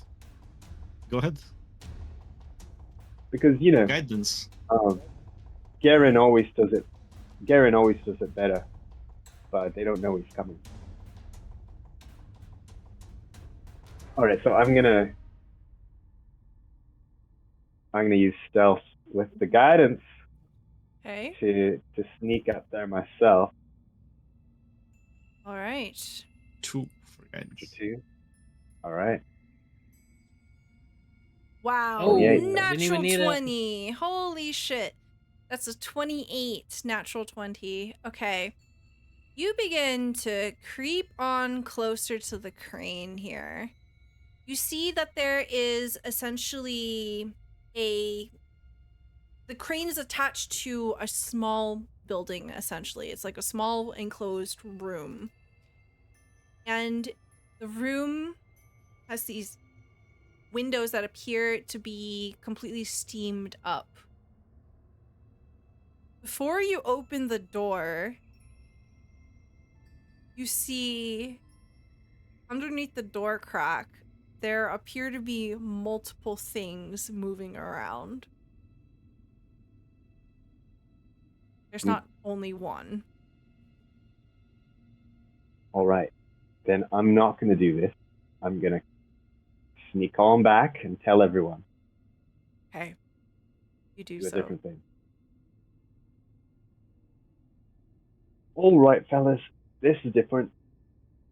There's a bunch of them in there, not just one. So, Operation Polymorph ain't gonna work. Alrighty. Then, do we risk to try to really make this silently, or do we just go swinging? Because I would rather spirit guardians go in there. Less chance for us to get hurt. Yeah. Hmm? Well, I'd be down for the Spirit Guardian idea. So that I was can for also me. put up my Twilight Sanctuary. Give us protection, and then as soon as we defeat these monsters, we run into the ship. I like that. As long as my spells are still up. All right. Well, before we do that, let's go back to the hut for a second. Okay. You know what we're getting into, guys. It's going to be another tough fight. But the way we destroy those manacles in that slad, I don't think we have anything to worry about from these scum. You guys are professionals. You know what you're doing. We're going to get through this without any problems, all right? Yep. Stick to the plan. Plan goes south, we'll have another one right in the back pocket. And let's just get some more temp hit points for everybody. Hell yeah. I knew it was coming. I love start the the wrong motivational one. speech. It's so good. So good. So it's the same as before. If you didn't get hit in the last combat, same 15. Okay. I did Very that. That was nice. super good for me. Yeah. Basically didn't take any damage because of the temp HP. Yep. I Okay. somehow avoided a hit at all, which is surprising. The power of friendship emboldens you. Feel like you could take a good hit, maybe half of a crit or something. Hell yeah. All right. And as a reminder, everybody has water breathing. Oh, I we should forgot about cast that. Yeah, I forgot in about case that. we get in water, Hmm. or if there's water in the ship, we can breathe inside. Does mud count as water? No. Oh, that's okay. a higher level later. So breathe Thicker, earth and water. thicker water. It's a suspension, right? Is there Lumen's tiny hat? Can I cast Lumen's long straw? to just... All right. So, you have a plan. Who opens the door? Oh, I'll are we open it. Spirit Guardian go? Are we ready to just blast? Yeah, I'll do the door opening because I'm not gonna do the fighting. Keep actions ready for everybody else. Yeah, Garen doesn't want to be the Um, first in. I'll go first then. Okay. You step out And into then- the night air. What do you want to do? I'm gonna go up to the door and open it. Okay. You open the door to the guard hut. Yes, Okay. there. How does everyone else want to position before we jump into it? It's your last I'm chance. right at the door. My shadows are like expanding on the floor, and then my guard's already up, ready to start slashing at these things. Okay. 15-foot radius. So as he opens the Camera's door, ready the to go. shadows will slip into the room. All right. You open the door, and whirling around, 3 of them look at you. I need everyone to select their tokens and roll for initiative, please. I am Are, surprised. are they surprised? Yes. Great. Let's go.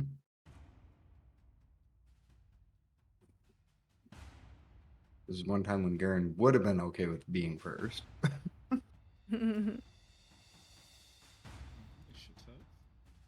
14. And the DM, would you be so kind to give me a 15-foot aura? Yes. It's for your spirit guardians. Yes, please.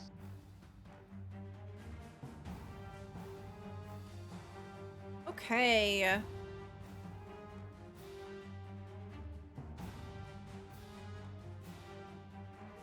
All right.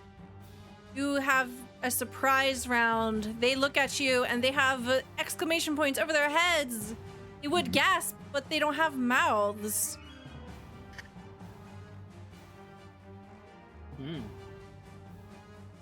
Just as a reminder, Right. this is what they look like. Oh, yes. Cool. this- So are you saying they're scum? hmm. Boom. Come at the earth. You They see have these candy. Alright. wriggling, writhing masses of things that are somewhat humanoid in shape, but could barely be considered that. You wheel around to look towards the group of you. You are first to strike. Astra is not first. Pol is first. Pol, what would you like to do? Well, it worked so well last time. Well, they're not sure whose tentacle is whose. Everything just gets really mixed up. It's like they've all been thrown into the deep fryer for calamari. Okay. Confusion's so fun. And then I'm going to step back so I'm not among the closest targets. They start hitting each other. Okay. They will roll their wisdom saving throws. I'm starting with 1, 2. Oh, it's whispering. Sorry, 1 second. Stop whispering. 1, 2, 3. Oh, wow. Oh, Ooh. 2 geez. natural ones. Okay. I imagine the 14 does not save. No. Okay, they are all confused. Whoa.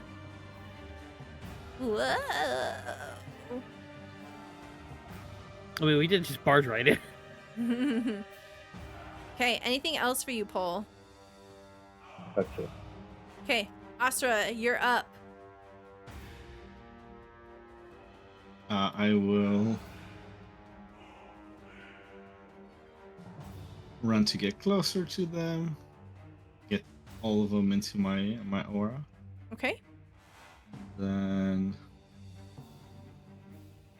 let's Sacred Flame. Yeah, Sacred Flame. Okay. Dex save on the first one. Okay. Dexterity saving throw. And rolls a 9. It fails. This level 2d8 plus 1d8 divine strikes. 22 radiant damage. Oh Wow. my god. Nice. Okay. They're all really good. Yeah. 2 away from max, dude. Nice. Okay. What does this look like? As I begin to walk forward, I just walking slowly. My shadows on the ground, extending closer and closer, surrounding these beasts. And I just look at one of them, point at them, and I just say, Wern. And a radiant flame just forms from the ground and just shoots up in a column around it. You hear this high-pitched screeching sound. You see the tentacles of its mouth writhe around, snapping in pain. Sizzle Katamari, sizzle. As I look getting closer to one of them. Anything else for you? That's it. Okay, Garen, it's your turn. All right. I'd say Garen probably has visibility on number 3 only when looking through the door at this angle, unless the DM feels otherwise. Yeah, you're Where is fine. it? Okay. So he's going to attack him. Oh my god. What? Well, they're surprised. You should have advantage. Yes.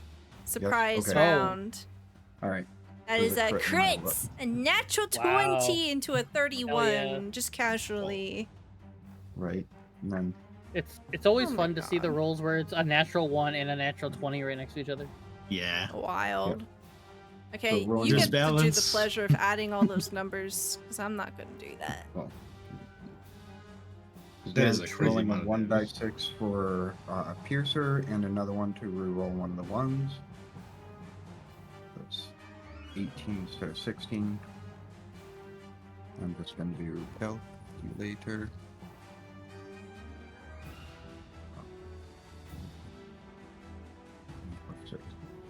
So 50 damage.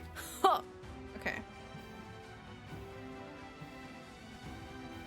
You shoot an arrow in its center mass where a heart would be, and as you land it in the cavity of this creature's chest, you see it actually cave in. The body seems squishy and malleable. It seems to it makes a wretched sound as it reels from this, and it begins to bleed out this inky, viscous fluid, just slopping down onto the ground from this gaping wound in its chest. Anything Alright. else for you? Garen is going to step over here to the other side of the door, and he's going to roll a stealth. Okay. To try and go unnoticed. 17. So You 17 feel and stealth. pretty stealthy. Okay. Okay. Finn, it's your turn. Finn is going to move into the room, get about here. Yeah, oh no, get here, I guess. Yeah, that'll work. Either one, I guess, would work. Hmm. He is going to do, because I don't think there's a, unless there is, if there is, it's fine. But I don't think, is there a cooldown on Port Breaker?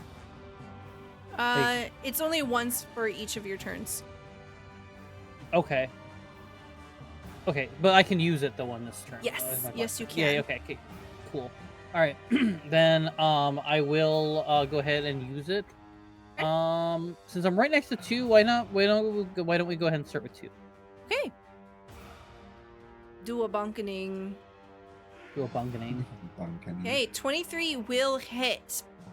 That's going to be 13 damage here. Time. Bonk. And then roll again for the second one. Yep. Or for the Number board 1. breaker thing. Yeah. Yeah. 25 is a hit. 9 damage. Bunk. So you're playing whack-a-mole with these things. Bunk, bunk. Okay. Bonk, bonk, bonk. And then he after he does the bonk bonk like whack-a-mole, he swings it around in the air and uses as much momentum as he can to go back to number 2 and wow, okay, good. Wow, these are amazing rolls, dude. Okay, 12 damage.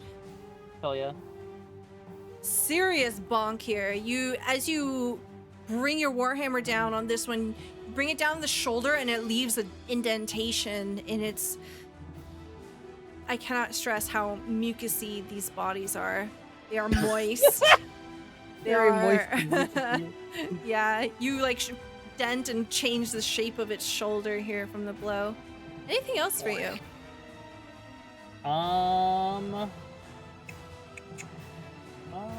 No, I think I'm good. Okay, it's their turn. They're confused. Number 1 rolls a 4, which is it doesn't do anything. So let's make a wisdom saving throw.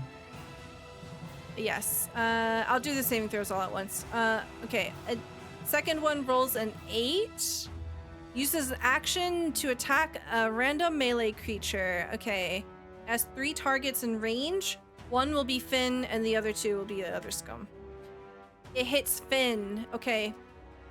As this scum reels around, unsure which way is up, it turns towards you, and it has a multi-attack. Yay!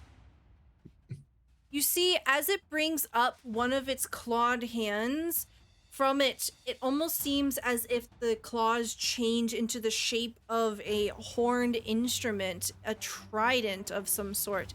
And it tries to hit you with its trident hand. Does a 23 hit you? Yes. 24. Okay. Yes. You take 17 piercing damage as it goes in quick succession with its trident hand, and then with its other hand, okay. it reaches up and it attempts to try to put its palm to your forehead with a 10, which is a miss. Okay. Thank God it's a You miss. dive out of the way of that one. Okay. I think if I could, even though like so that took all of my temp HP, right? So like I'm feeling kitty cat. I'm feeling the I'm not feeling really any of the effects of it up until like the last little push where it comes in and actually does damage me. And I think I kind of go over like this in like pain or trying to like protect myself. And as I do that, it tries to go for my head and then misses. I love it. So essentially, I kind of duck that way up. The last scum rolls an 8, which also is another attack, but it's next to its friends, so it's going to hit one of its friends. Hits number 2 with a 1, 2, 3. Wow. All of those things hit. So that's going to be a total of 14 piercing damage. Then a mind-breaking touch will hit. It does 21 damage. And then has disadvantage on saving throws. You see basically this trident hand go whoosh, whoosh, into the back of the other one, and it grabs it by the back of the head, and you see these rippling waves sort of trembling over the very fluid-like skin of this creature, just warbling like and it cries out in pain. What a devastating attack. I will roll their wisdom saves though, and then these are in order 1, 2, 3. 1, 2, 3. Okay. 1 and 3 are no longer confused. Okay. Cole, it is your turn. You get DM inspiration because you show me kitty cat. We'll save the beginning of their turns for Spirit Gardens. Ooh, okay. Thank you. Well, No, They failed. started their turns. Yes. Sorry. 15 necrotic damage for each of them. Okay. That's very interesting because this one's dead.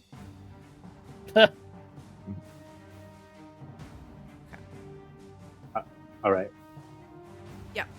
So it You was see number one crumble the second down. one. Second one's still confused, right? Yes.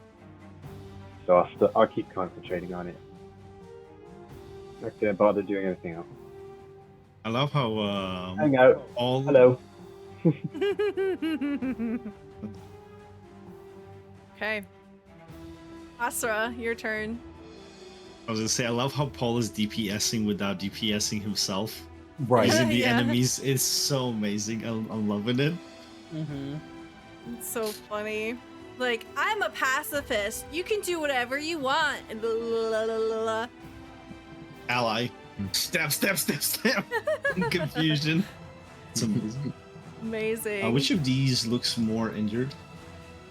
Definitely number 2. It looks like it's about to bleed out.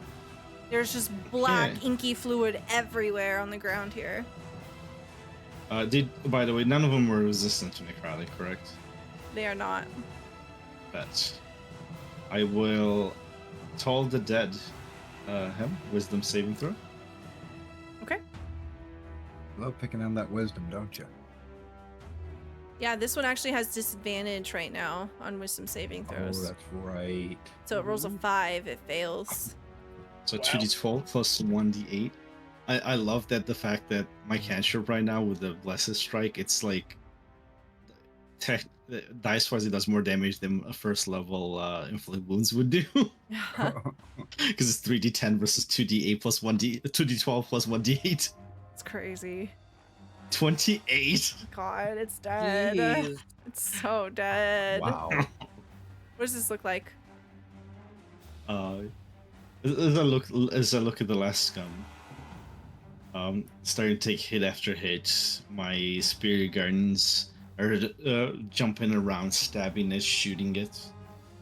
I just form an illusory bell, and it just hears clink, clink. The bells begin to toll. It is time for it to die, as the shadows begin to start consuming it. Okay. It dies horribly.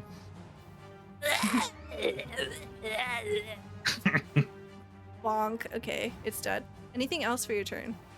Yes, I will move to flank. Okay. Woohoo. Thank you. Garen, it is now your turn. All right, Garen is going to step back into the doorway, and he's going to take one more shot at number 3. Okay. 4. Separate ones. Right. And were they unaware of him, and thus he gets automatic crit, or no? You will not get an automatic crit here, unfortunately. Okay. So it's 28 damage. Okay. Very good. You pierce into one of its hands and it reels back in pain. All right, and then Garen will step back around the corner and try to do another stealth. Okay. Ooh, you are absolutely hidden now with a 28. Very good. Finn, it's your turn. Okay. Finn is gonna walk all the way over here, and he's gonna bonk it with his great hammer. Okay. Bonk. Okay, 17 is a hit, so it's 13 damage. And one more bonk. 17 is a hit, 15 damage. As you're smacking this thing with your great hammer, you can see just it's almost like glue flying everywhere. Anything else for you?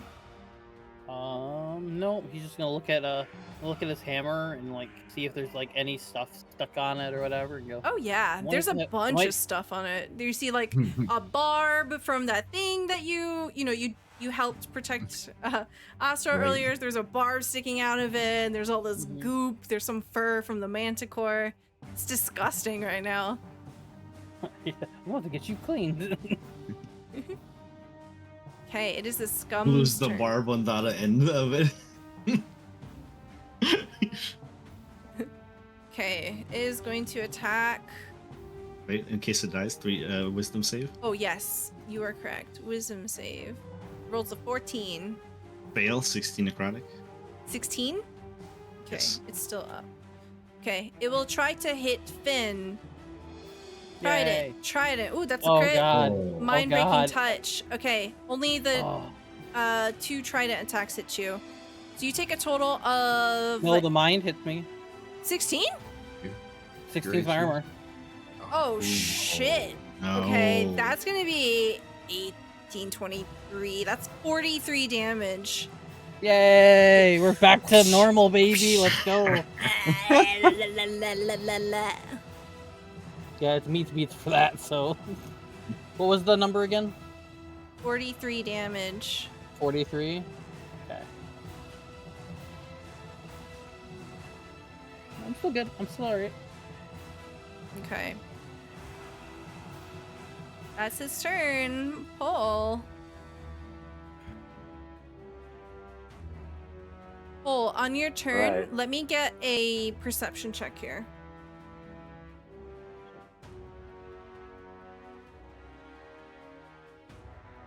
Wow, natural 20. Okay. Paul. I imagine you picked this up because you're not actively participating in the melee here and you have like a wider view of what's going on. You can see commotion happening beyond this crane over onto the ship. It appears that it's likely that someone has been alerted in some capacity and things are beginning to move towards you. Okay, how many things? Am I just 3. hearing it, or am I seeing some? 3 Here, things? I'll show you. All right, 1 second. Okay. You see coming out of a door. Oh, the door's gone. Hold on. Let me draw the door. The door's like right here. Okay. You see coming out of the door 1, Oh. 2, 3. Right. Well, that's interesting. I guess we'll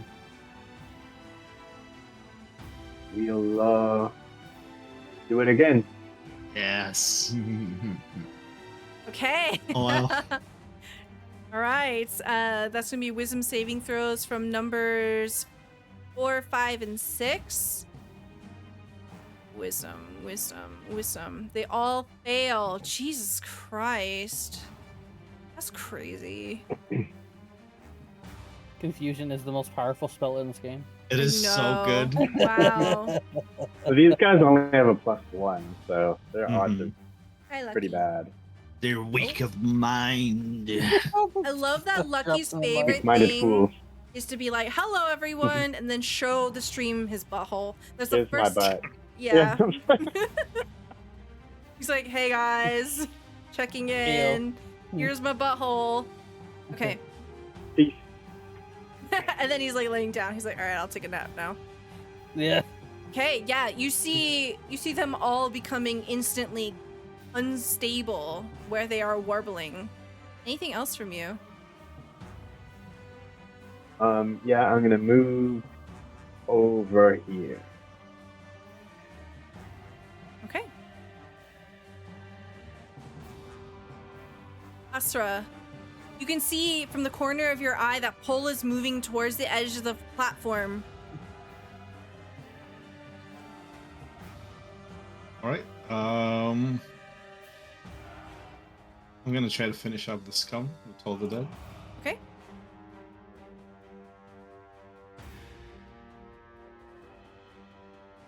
Wisdom saving throw 15. That's the fail.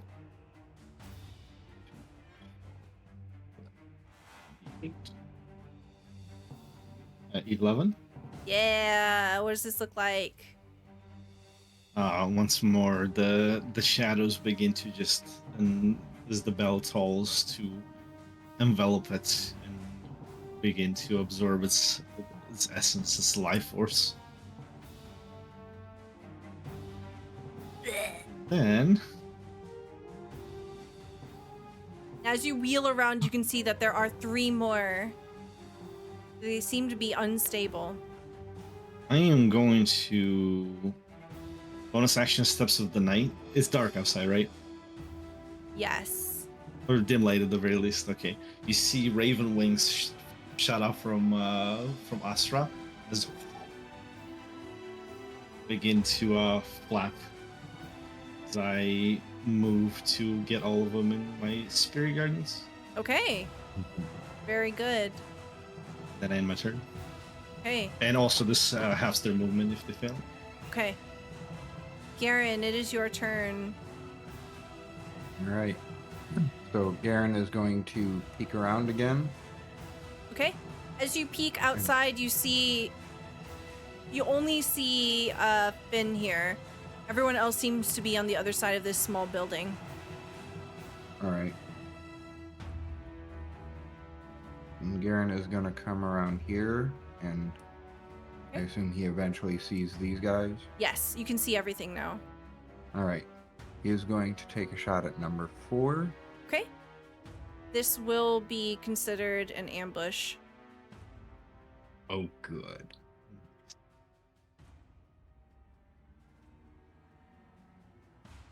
Okay. 24 definitely hits. Oh my god. Jesus He's going to reroll Christ. that 1.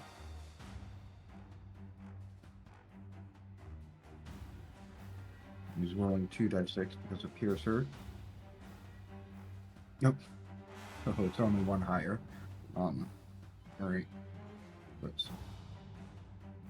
9.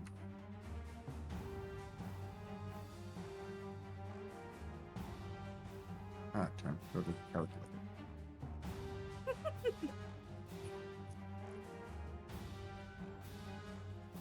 So 53 damage.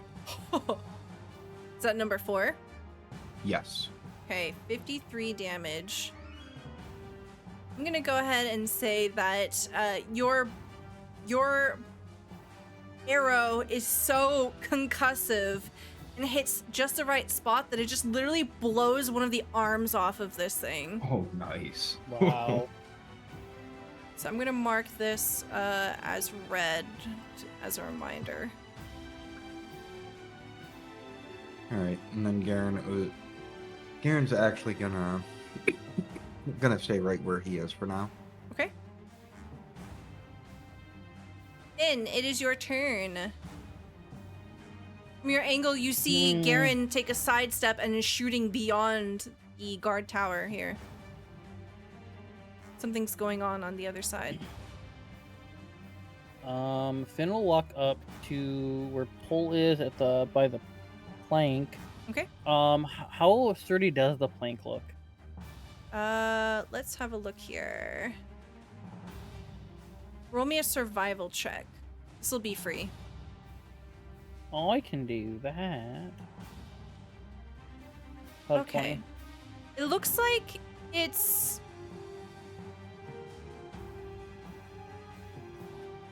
Looks like if you took your time trying to climb over it, that you would be okay. But it seems like if you were to move quickly, you would probably have to be kind of nimble and careful. It looks like it's pretty sturdy in itself. Like, it's not gonna, like, collapse on it by its own. Mm-hmm. But it's more of, like, there's nothing to keep you safe.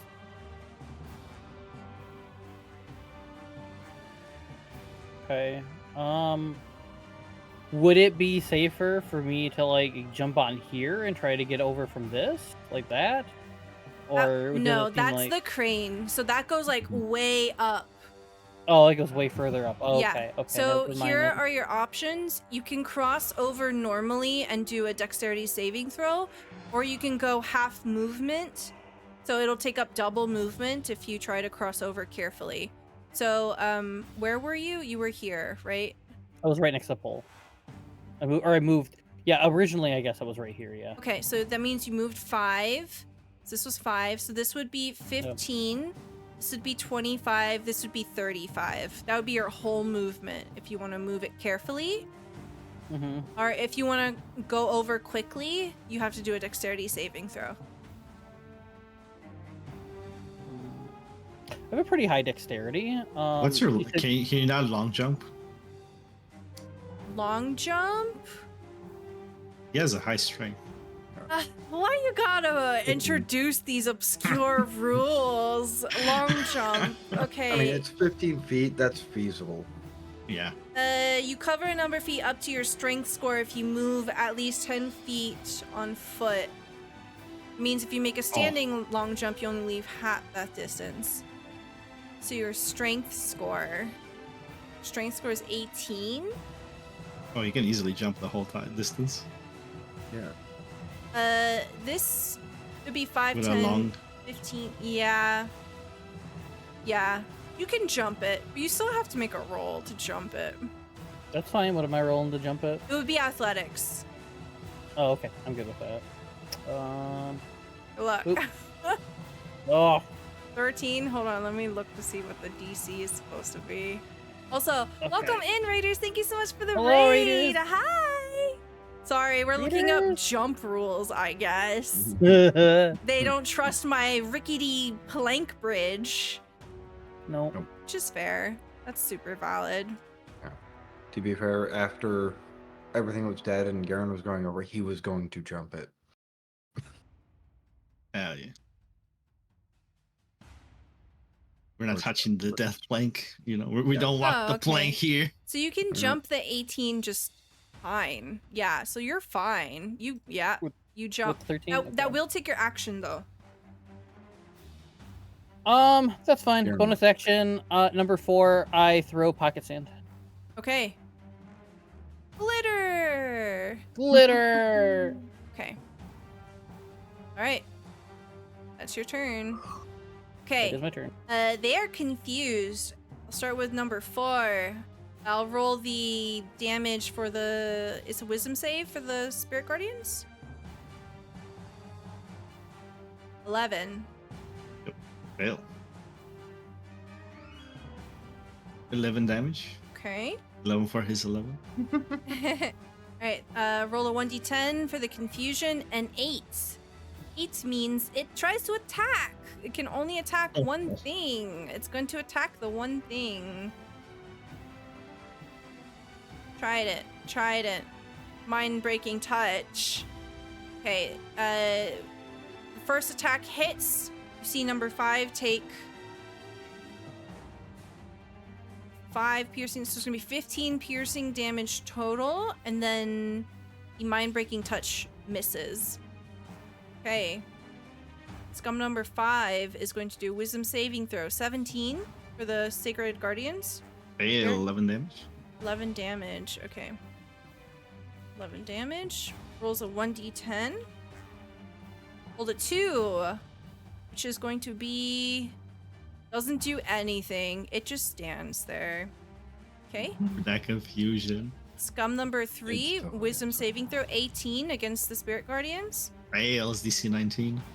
Oh, wow. Okay, Barely takes fails. 11 Nice. damage here. Rolls a 1d10 for the confusion. Rolls a 5. 5 is it doesn't do anything. Oh, Jesus. I'm sorry, Stella. I don't care. Look, y'all are the heroes. Have your hero moments. Just know that when the darkness threatens to wash over you, I'm not gonna feel bad either. Stella's gonna be like, all right, ancient silver dragon, ancient red dragon right now. Yeah. Okay. Cole, it is your turn. All right. Well, Cole is gonna clap, watch the show. Actually, he'll pull out his Riverstone Pearl of Power and take his action to get one of his spell slots. Okay, excellent. nice. Cool. Astra, it is your turn. I thought you were gonna say that Pole like takes out his journal and just starts like journaling or something in the middle of combat. Yeah.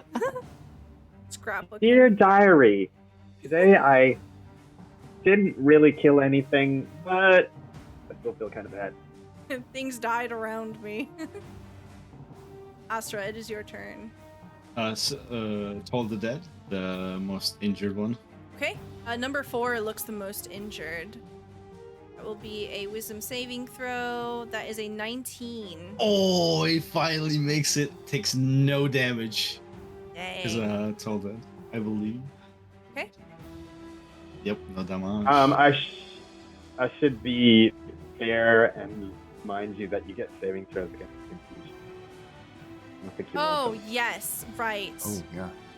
Right. Okay. So I'll do them in order. 1, 2, 3. They all failed. A 5, 2, and a 3. They are definitely super confused still. Jesus Christ. Oh my god. They love being confused, I think. Like, they're Yeah. super into it. Yeah. I guess. I'll stay Garen, here. it Like, is your free turn. drugs! Right.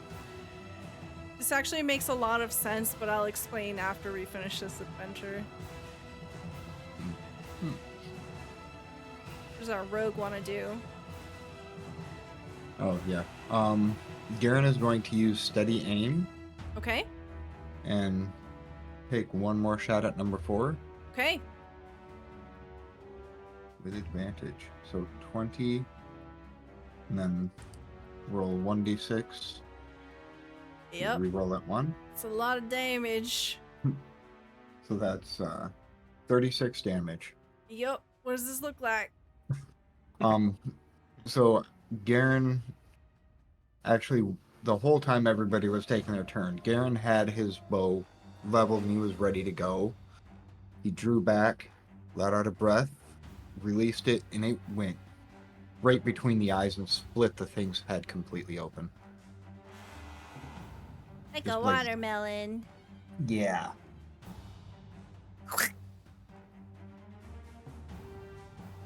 Anything else for you?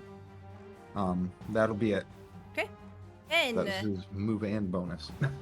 you are safely across. What do you want to do? I want to go right here and transfer 4's glitter to 5. So now it's 5's glitter. Yep. And then I'm going to bonk it with this awesome Warhammer I got for an 18. That's a hit. So that's going to be 7 plus your hunter's mark. Okay, and then, oh yes, right. Where are you? There you are. Ha! Oh, Additional 1. take Okay. it. And then Unfortunately, I your will... horde breaker will not work because you're not in the right angle. Yeah, no, I wasn't going to. And I'm not going to try and balance that on this. No. But... yeah, that's a bad idea. Yeah. So, I'm focused. I'm good at just going one-on-one with these. So, one Mhm. more. Yeah, second 28. attack. That's a hit. Oh, 16 damage. Nice. Plus 4. Wow, 20 damage. That was a really good hit. Nice. Ah! You hit him, and it's like a...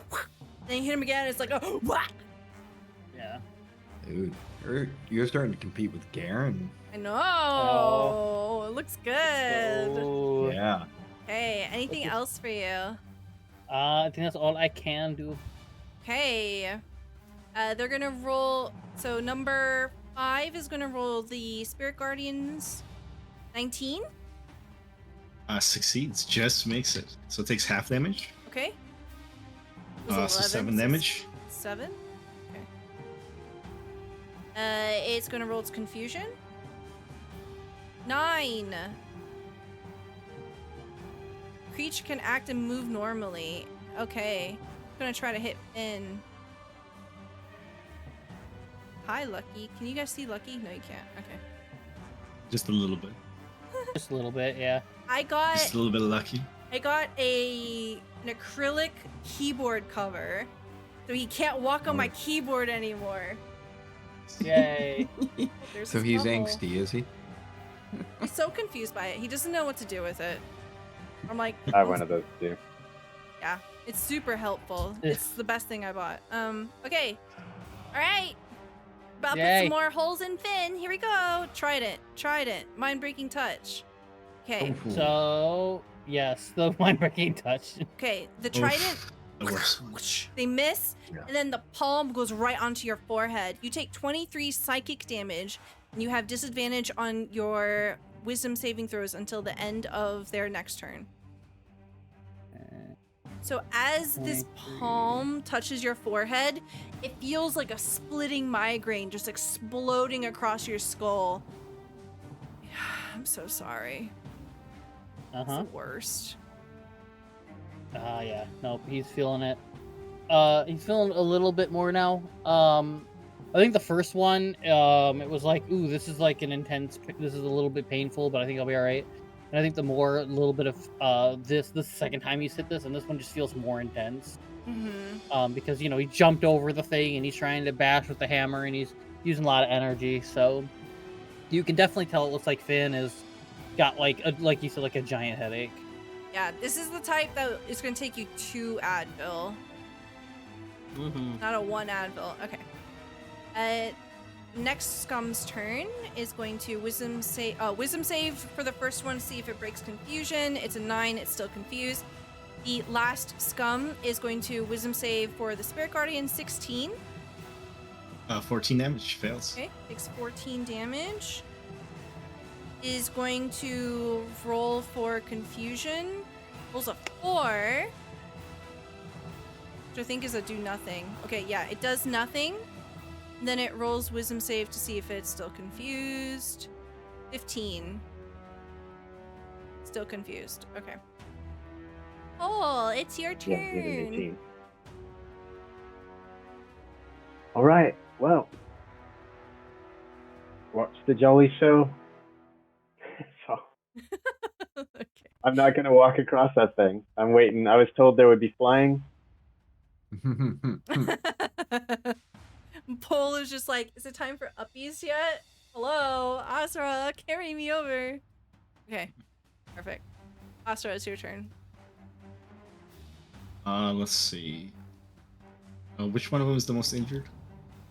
The number 5, the one closer to Finn, by a significant margin. I will try to finish him off then. Let's go 12 to dead again. Okay. So wisdom saving throw. They roll an 18. Barely fails. Oh, let's go. Nice. 13. Okay. Bong. It is still up. It looks very, very badly hurt. You can see there is this like dark, inky liquid just sort of creeping out from the many holes, the different breathing slits across its chest. It's disgusting. I look at Garen. Garen, it should die from my spirit guardians. Focus the other one.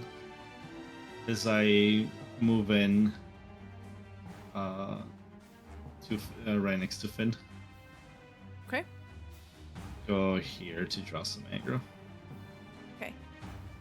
So just so you know, the part that you're standing over right now is actually I'm hovering. Yeah, it's gonna be above this like a room on the ship. So you'll basically have to be like 25 feet above Finn, basically. Oh, it's like up, you mean? Mm-hmm. Like way higher. Okay. Yeah, it's I basically can like just a room on the boat. For the sake of things, I will be 5 feet above Finn. Okay. But I'm not gonna overlap him. But I'm 5 feet above Finn, just flying. Sounds good. Garen, it is your turn. Alright, so which one was Astra pointing to Garen? The other one. Or number 6? Okay. Yeah. So Garen will fire at number 6. Okay. And he is using steady aim again. Okay. So you get advantage. Advantage, yep. 29. Ooh, nice. Okay. And roll 1 die 6 to reroll at 1. Okay. That's 21. 31 damage. Very nice. Your arrow just right into one of those breathing slits on its chest, and it begins to struggle to breathe. Strange warbling sound coming from it. Finn, it is now your turn.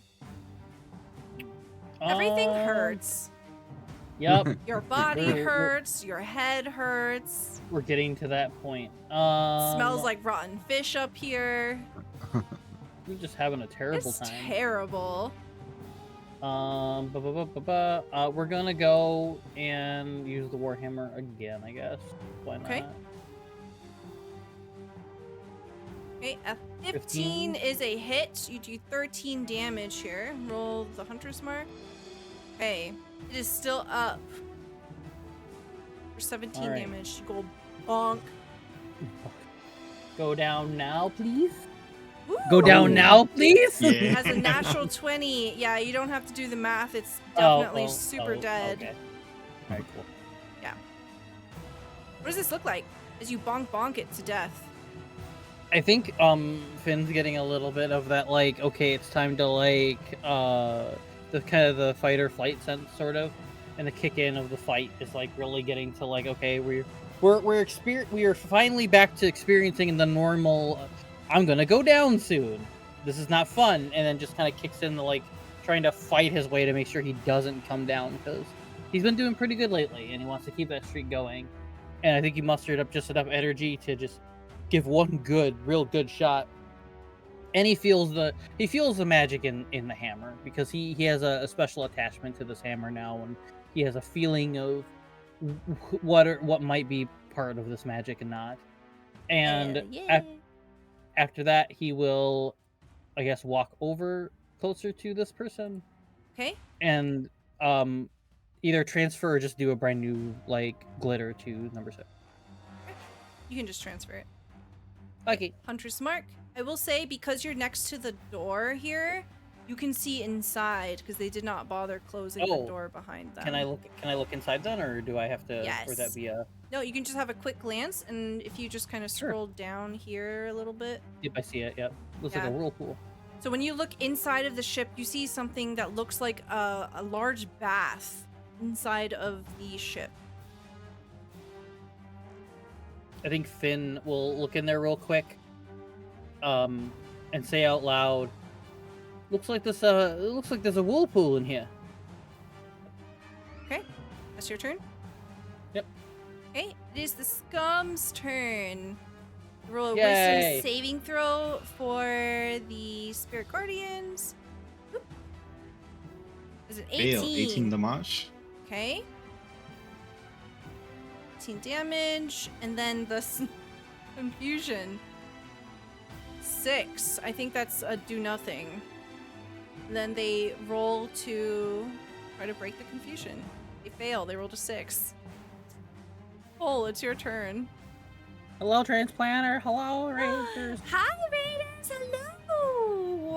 Welcome on in, everybody. We're on a boat and we're taking out scum. Already hard and such. Oh my gosh, thank you so much. Welcome on in, everybody. It's you. All right, we're in the middle of combat. We are at this warehouse of a corrupt politician. We're knocking on doors, trying to see what's up. We are breaking and entering into their warehouse, and we've discovered these strange creatures. Here, I'll show you a picture real quick. They look like this. They look nasty. And they're wriggling. And they're stinky. And we're taking them out. Okay. Alright. Sorry. I had to do a proper introduction, you know. Right. And I also want Alright, to say, well- Della, there was not much breaking to the entry. Garen picked the locks. It Oh, was just yes. breaking after. Yes. The door was just open. We just walked in. Yeah, we Yeah. just walked in, you know? It's yeah. Took out a few manticores. It's fine. No big deal. Yeah. We just The put breaking they're took just place sleeping. after we were in. It Yeah. was entering and breaking. Yeah, there's a not bunch of breaking and entering. explosives on the first floor, but we haven't done anything about that. No. We just steal 1,000 gold worth of pearls. Yep. We liberated 1,000. Yeah. Alright, Pole, it is your turn. Penny gets impatient with Pole just sitting around, so she's coming out and she's gonna shoot this thing with one of her little arrows. Oh my god, I love it. Okay. Penny Sprinkle with her short bow. Go ahead and roll your attack. 17 is a hit. It's gonna do just 1 damage because it's like a toothpick. That's right. It doesn't have But- like a poison. Constitution save. Oh my god. Okay, hold on. I need to give the Raiders a breakdown of what's been happening. Okay, the entire time that they have been inside this fucking warehouse, Cole, who is a warlock but a pacifist, has been casting confusion on all of these creatures, right? And I have been rolling like dog shit. And they are basically killing themselves, killing each other, and Pole's just sitting back and being like, I'm a pacifist. It's great. It's been so good. It's been so good. Story tells itself. Ignore that. I accidentally clicked that. Doesn't mean anything. Okay. Yes. So it needs to make a Constitution saving throw.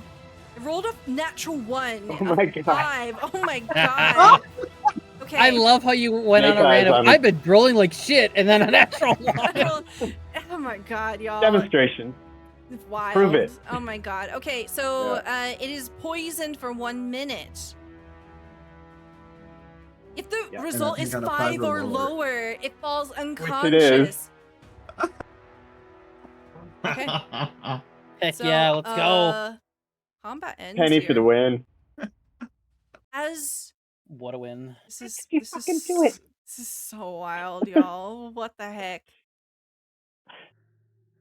As Penny Sprinkle comes out from behind Pole, this pixie of a creature pulls on her little short bow and swing. You see a single toothpick hits the side of this strange creature and it goes and it collapses unconscious, sleeping. You're unsure. Finn, you're standing there with your warhammer and you look down at it as it just passes out at your feet. What do you want to do? If combat's effectively over. Well, kind of neat to know that a toothpick can do that much damage. Neat. He'll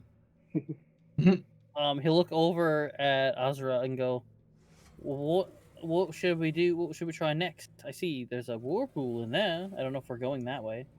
I will make a note. If you wait long enough, the spirit guardians will just thwack it again, and it will. Yeah, Yeah.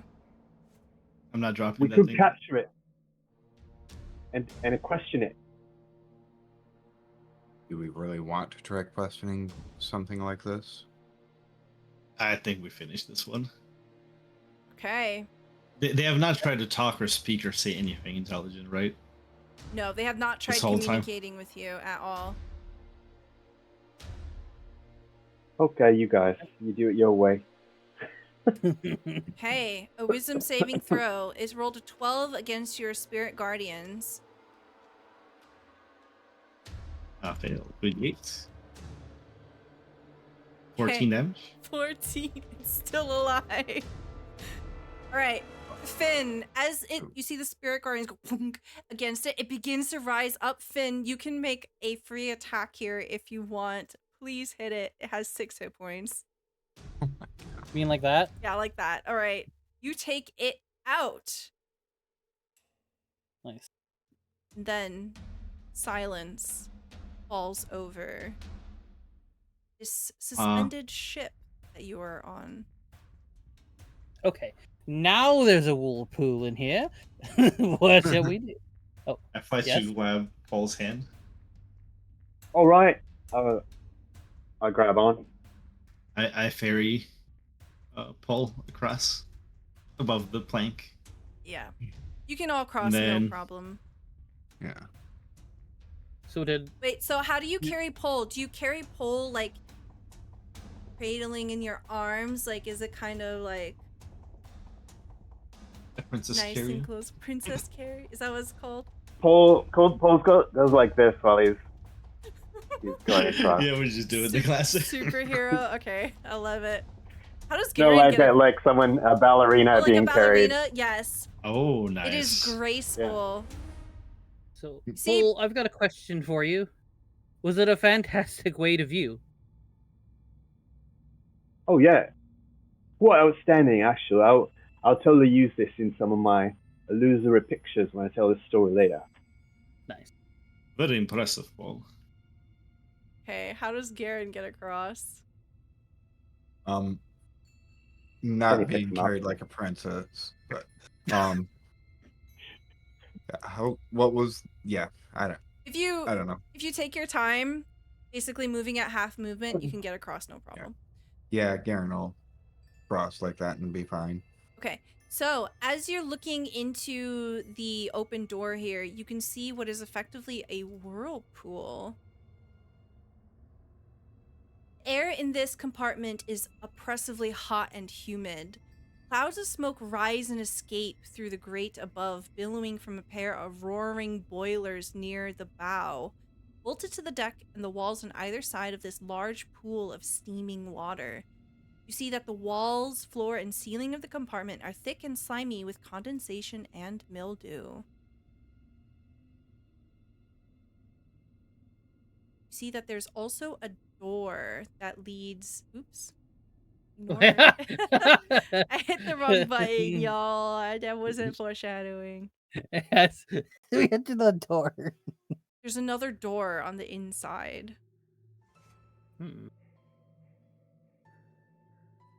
I'm a spam Well, 2 Paul will go healing in. words on Finn. Okay. 2 healing words. What? on Finn. I don't need it. What? Finn, your 15 boo-boo, HP. your headache goes away and your boo-boos feel better. It's nice. What do your 15? healing words smell like?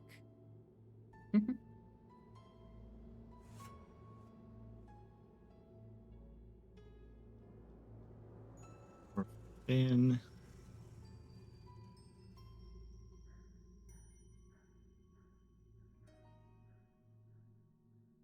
I think it's completely odorless. Okay. That's fair. It's more so just the visual of light forms, as he says, heal. Okay. And he gets surrounded by like motes of stars that begin to like slowly land and illuminate his body. Aw. Hmm.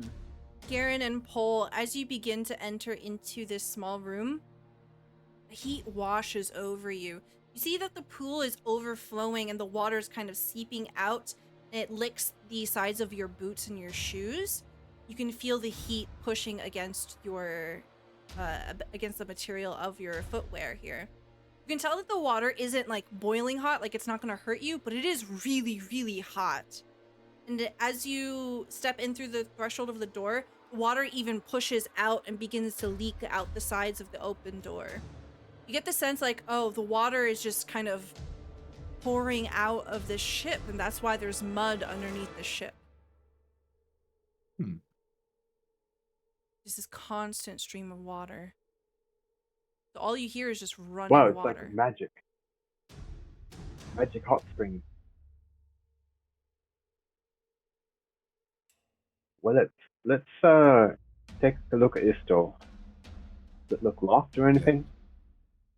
Let me check. When you touch Check the the door traps. handle... Okay, go ahead and roll sleight of hand. Perception's fine. 24. The door handle is a bit warm. The whole room is very warm. You can see that there's like a slimy sheen that touches the wood of this building. It's not locked. It doesn't seem trapped. It seems you can just turn it and then push the door open if you like. No traps, no lock. Go ahead, Ben. We'll wink at everybody and open the door. Hey. You push the door open. As you do,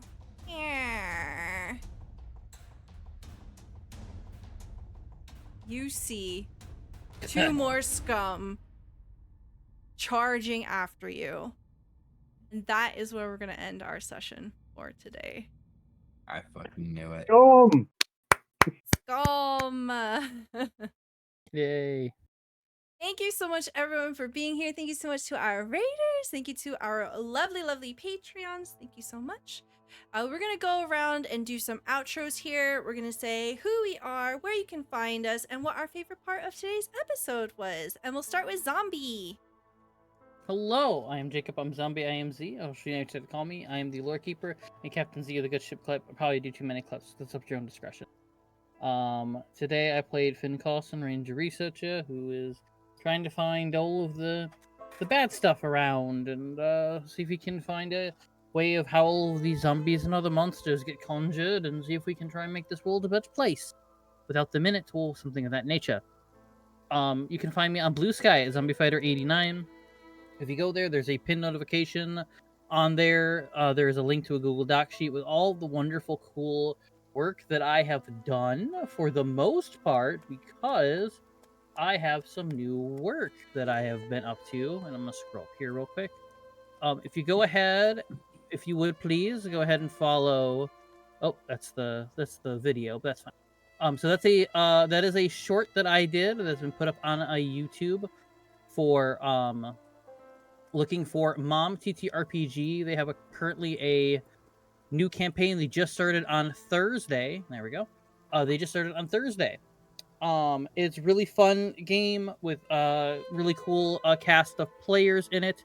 It has a lot to do with Korean folklore and such, so there's a lot of fun in there as well. So if you're into all kinds of different folklore or stuff like that, it's really fun. The cast of characters are really, really fun. And it is every Thursday. It is live streamed. I think around 7 or 8 p.m. Eastern. And then if you do miss it, they will put up the VOD on Sundays. So it'll be good and look forward to that. And I'll be doing, as episodes progress, I'll be doing more and more work. So you'll be seeing some of my shorts. Like on the Blue Sky, my short is actually, I think, the latest post that they posted up there. So yeah, if you like the stuff that you see as well, I am also available to be doing more work if you'd like any. So great. Oh, you're muted, Stella. Icarus, is your turn. All right. Hey, I'm John, also known as Icarus on the internet, and I played Paul of Ammonfort. I would say that my favorite moment this time, there were a lot of really cool things that happened, but it kind of they all paled to me after Penny knocked out the scum, the last scum, in front of the raiders with her little poison arrow. That was classic Penny. That was showing off in front of Paul and everybody. Cool thing coming up later this month. Stella's gonna run a game that I designed called Lucky Day Seniors Bingo, and if Stella has my itch link, people could go and check out my game in advance, so you know the rules. It's super complicated. No, it's something I wrote for a one-page RPG jam a long time ago, so it's not complicated at all. And you can check it out there. It's gonna be fun.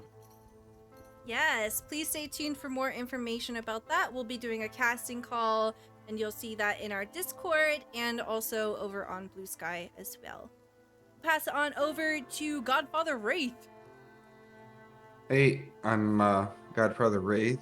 I really don't have any social media presence, but you can mostly find me here in Stella's chat, her Discord, as well as other community members when they're streaming. My favorite moment, well, it was honestly quite a few moments of all of Pole's amazing CC. I don't know where Penn came from, but there it was. He was spot on with CC as usual.